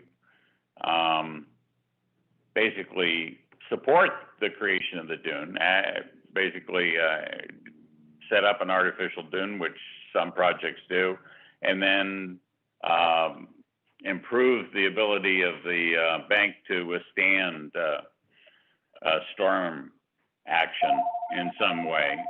That might be an alternative, but I have a feeling that from what's been described, that probably the owner would not want to countenance such an alternative approach. That's it.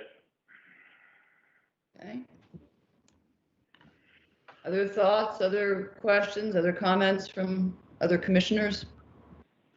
This is Kitts. I kind of feel like we're stuck between Aunt Lydia and the dune on this issue, and I truly think what they're asking us to do is to kind of invoke the true spirit of what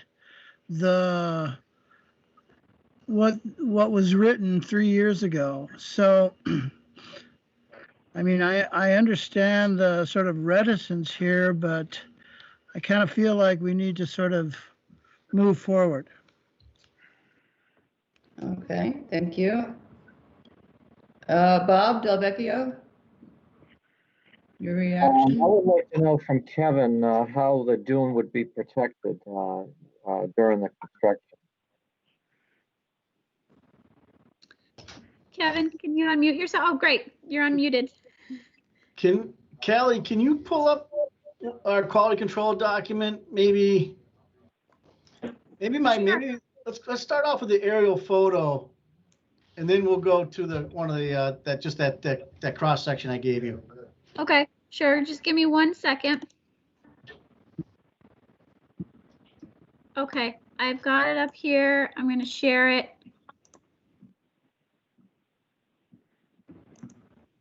There we go. This one, Kevin? Yes. Thank you, Callie.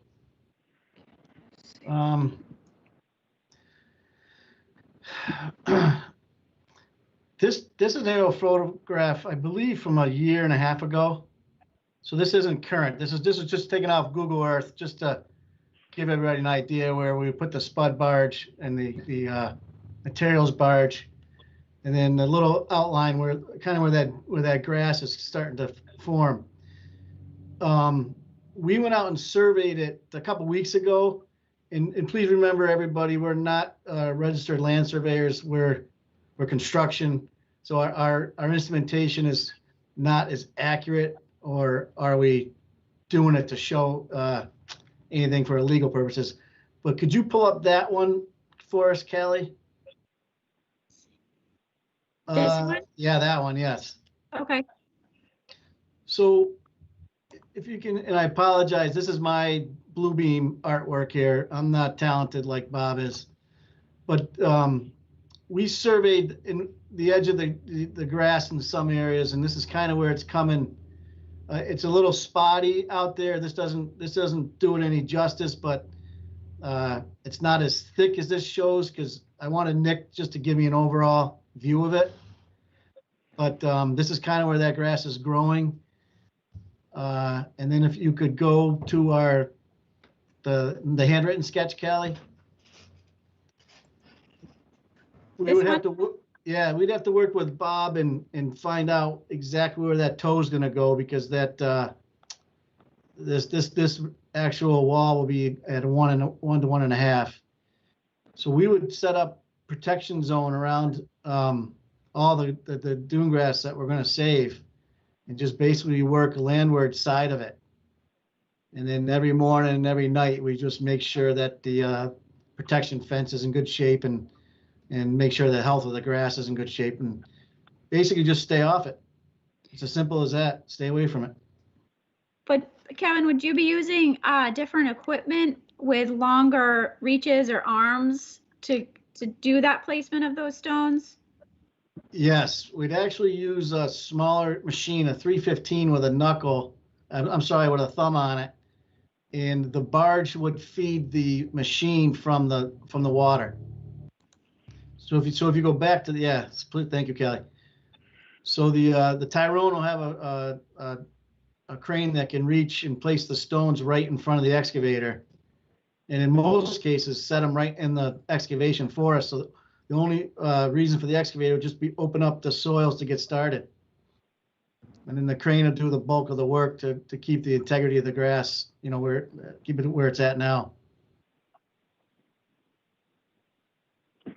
Just to add, Kevin, in response to this discussion, since we had our on-site meeting, we've changed the revetment slope to 1-to-1. Oh, that's better even. To make it fit, yes. That's much better. That's better for the grass too. I was wondering for the commission, if you guys are okay with if you want to go down the amendment road, could the materials that Robert B. Auer and Bob submitted be considered kind of a phase 1 of that amendment process? And then, given the time constraints, kind of move to phase 2 within a hearing. I mean, we could probably try to squeeze it in for a meeting coming up, so that Bob has a tendency has the ability to legally notice the phase 2. That requires a 2-week time frame, but that would speed things along. Yes, my feeling about this is that unless we use the amendment process, we have no legal ability to impose conditions to protect that dune. And I also think that the appearance of this baby dune constitutes a change of circumstances in the site that justifies the amendment. Given the urgency of this, my suggestion might be if Bob can get the dune identified with a precision that makes him and us satisfied, that we can indeed consider this hearing to be the phase 1. And I'm going to go out on a limb here, Callie, and say we might even, because it's a light day, schedule this for the work session on January the 6th. Yeah, like we could schedule the public hearing, the noticed hearing on the work session January 6th. That's what I'm thinking. And then a draft order would be prepared for that meeting and issued shortly thereafter, which would not, like Bob Perry had said, it wouldn't really take a month or month and a half to issue the permit. It would be pretty much issued in early January. Yep.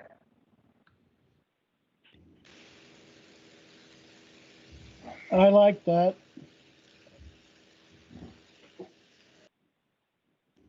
Bob Perry, what does that strike you? We can accommodate that. I agree that the dune deserves some definition, and I think our plan can show the same information, similar information that Robert Auer's group has proposed, and then the advertising about a notification for the January 6th hearing can occur sometime in the next 10 days. I am curious about the commission's willingness to look at the 46 contour in a manner that is flexible. And I don't mean to disenfranchise the commission that set the 46 contour. We accepted that at the time, just to clarify earlier statements. What we could not foresee was this expiration of the order. Obviously, someone picking a trigger that was fully 15 to 20 feet higher in elevation. Nobody dreamed we would ever get there. And we are there for all practical purposes. And so we are, I don't think, remiss in not arguing about that elevation 46. We're just now talking about something that was not foreseen. So we can accommodate January 6th.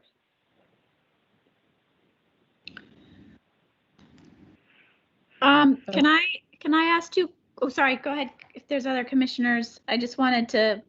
No, go ahead, Callie. Okay. I just thought for that phase 2, I have 2 administrative questions. One is, Bob, can you update your plan before? Can you kind of do your limited survey work to include the dune on your plan? Yeah. Yes. Okay. Absolutely. That's necessary. Yes. And then to Kevin, is it possible for you to provide just a little bit more information, like a picture about or of the machine, or a little bit more detail about the crane and the excavator? That protocol will work for protecting the dune? Yes, yes. Okay.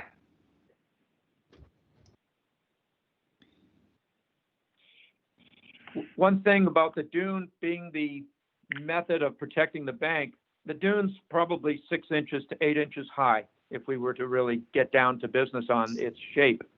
The flood elevation's about 7 feet above that dune. And so it'd be great if we could have a dune grow in here that would take the place of the seawall, but it's probably not in the cards given the current flow coming through Aunt Lydia's Cove. It's very, very swift. I have one question. I didn't see anywhere, maybe I just missed it, in the original order of conditions that references whether there's eelgrass off the shore here and what kind of restrictions that would require for the operation of a barge. We have not observed any eelgrass. We could check the DEP mapping.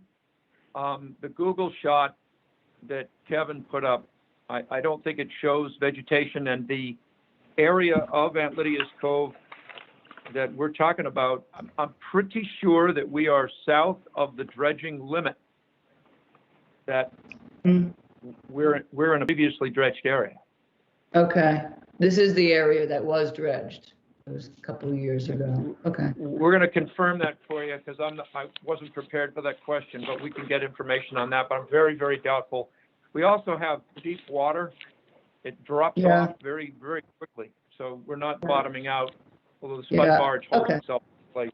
Spuds. Okay. May I We'll just- interrupt for a second? Sorry? Mary. Yes, Mary? In this discussion, I just don't want to lose track of the fact that if we're going to schedule a meeting for January 6th, we will need to have everything here. I have to get it into the newspaper no later than noon on the 21st of December. Okay. Because of the holiday Thank- schedule, et cetera, we won't make the required 7 days for advertising. Right. So if the ad goes in on the 21st, we're okay. Yes, but that will We have need 7 business days. 1, 2, the application materials 6, 7. Yep. I'm around seeing that. I'm the counting 7 16th or business days. 17th. Yeah. Believe me, Mary, I appreciate what you just brought into this. Thank you for bringing that up. We're it's tight, but we can do it. Okay. I just wanted to make everyone aware. No, thank you for that. I always forget about these holidays and what they do to the counting of business days. Okay, Okay. I'm out now. All right, thank you. I guess if everybody, it sounds like everybody's on board, so what we would need, I guess, for a decision for an amendment would be something along the lines that approves this as the phase 1 of the amendment process, authorizing them to move forward into phase 2. Yes, Bob, I would need you to make that request now. That this is what this hearing, you're asking that this hearing comprises of phase 1 of a request to amend. I make that request to you, that we treat this discussion as the phase 1 of the amended order policy. And we will accommodate the schedule to get going on this formal submittal. Okay. Is there a motion then to approve the request for phase 1 amendment to the order? This is Bob Rawls. I probably will make that motion, but I just want to make sure I understand what we're doing here. And so phase 2 would allow, a bird just hit my window, would allow them to proceed with the construction of the amendment, the revetment before the stake falls. Maybe, maybe not.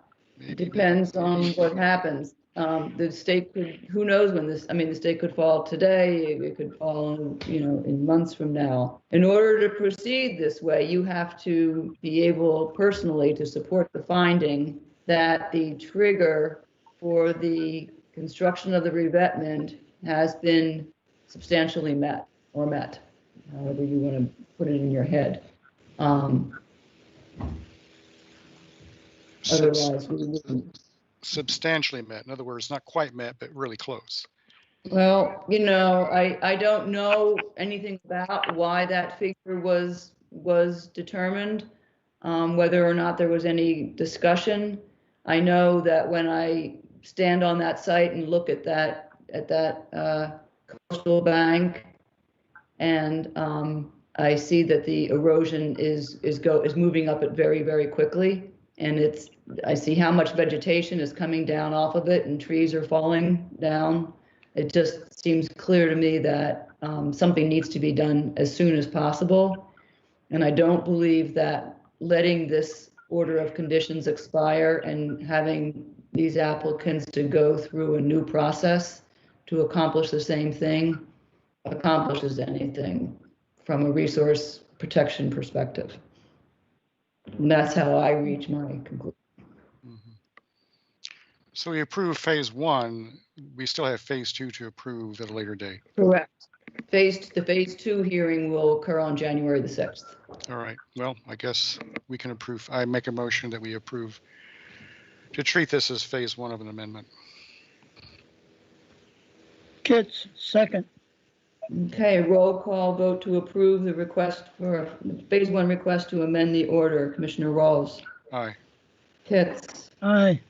Delvecchio. Aye. Clark. Aye.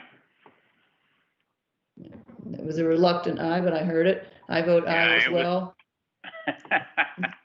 It was reluctant, but I think in light of the changed circumstances that a reasonable argument can be made that we should act accordingly. Yeah. All right, then we will reconvene on January the 6th with the new site plan with the dune delineated. And the updated machinery that are, more information on the machinery from RBO. Yeah. And a confirmation, just a confirmation on the absence of eelgrass. Okay. We're on board with that. Thank you so much for your time on this. I know the applicant appreciates it quite a lot. Thank you. All right. Thank you. Thank you. See you soon. Okay, the next item and last item on the agenda is 138 Portview Road, Three Winds Realty Trust. This was vegetation removal. This is a continuance of a discussion from the last hearing where you guys wanted me to write a violation letter. I drafted the violation letter, placed it on the Dropbox. I apologize. I did place it on the Dropbox early this morning. It's a pretty standard letter. It's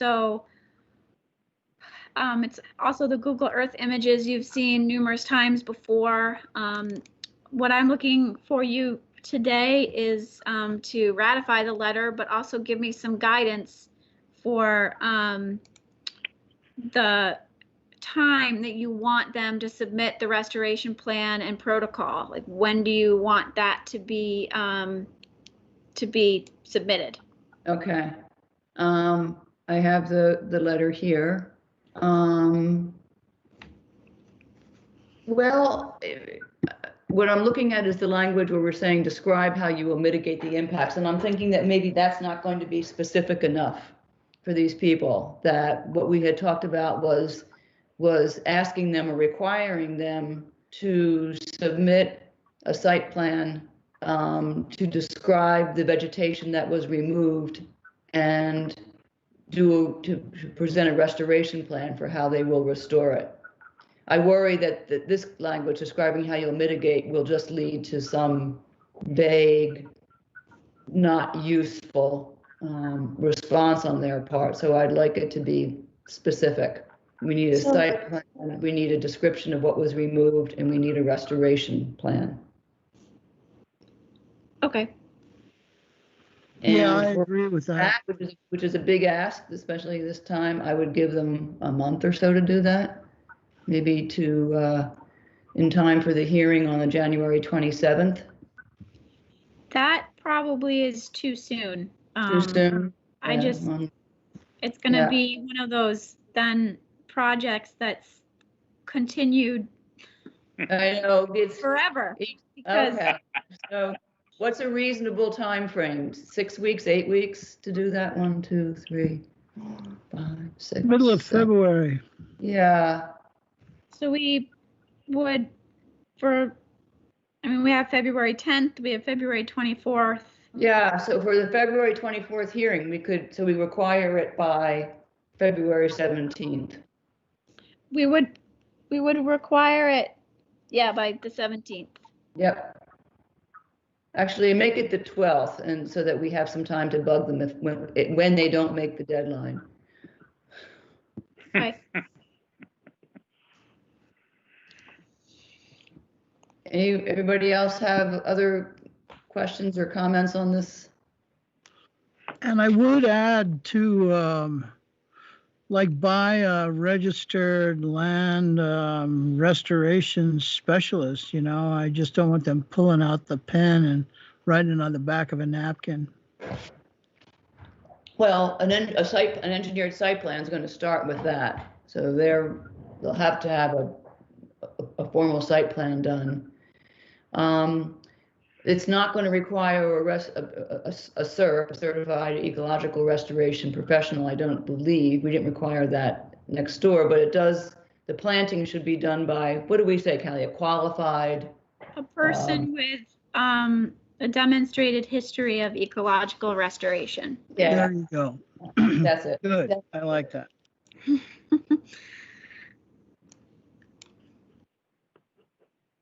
Who, by the way, will be working next door. So why don't you go over there and have a word with them? Okay, if that's it, I'll go ahead and send the letter, and that's all that's on the agenda. Yay. I think there may have been a little sarcasm in there, Callie. No, I just know that it's, 1:15 and we're going on a 4-hour and 45 minutes. That's it. We're done. We're burnt. We're hungry. We're cranky. All of that. All right. Motion to adjourn. Motion to adjourn. Second. Roll call vote to adjourn. Commissioner Rawls. Aye. Hicks. Aye. Del Vecchio. Aye. Clark. Aye. I vote aye. We are adjourned. Thank you, Yay. everybody. Yeah, Thanks a lot. you. Sorry.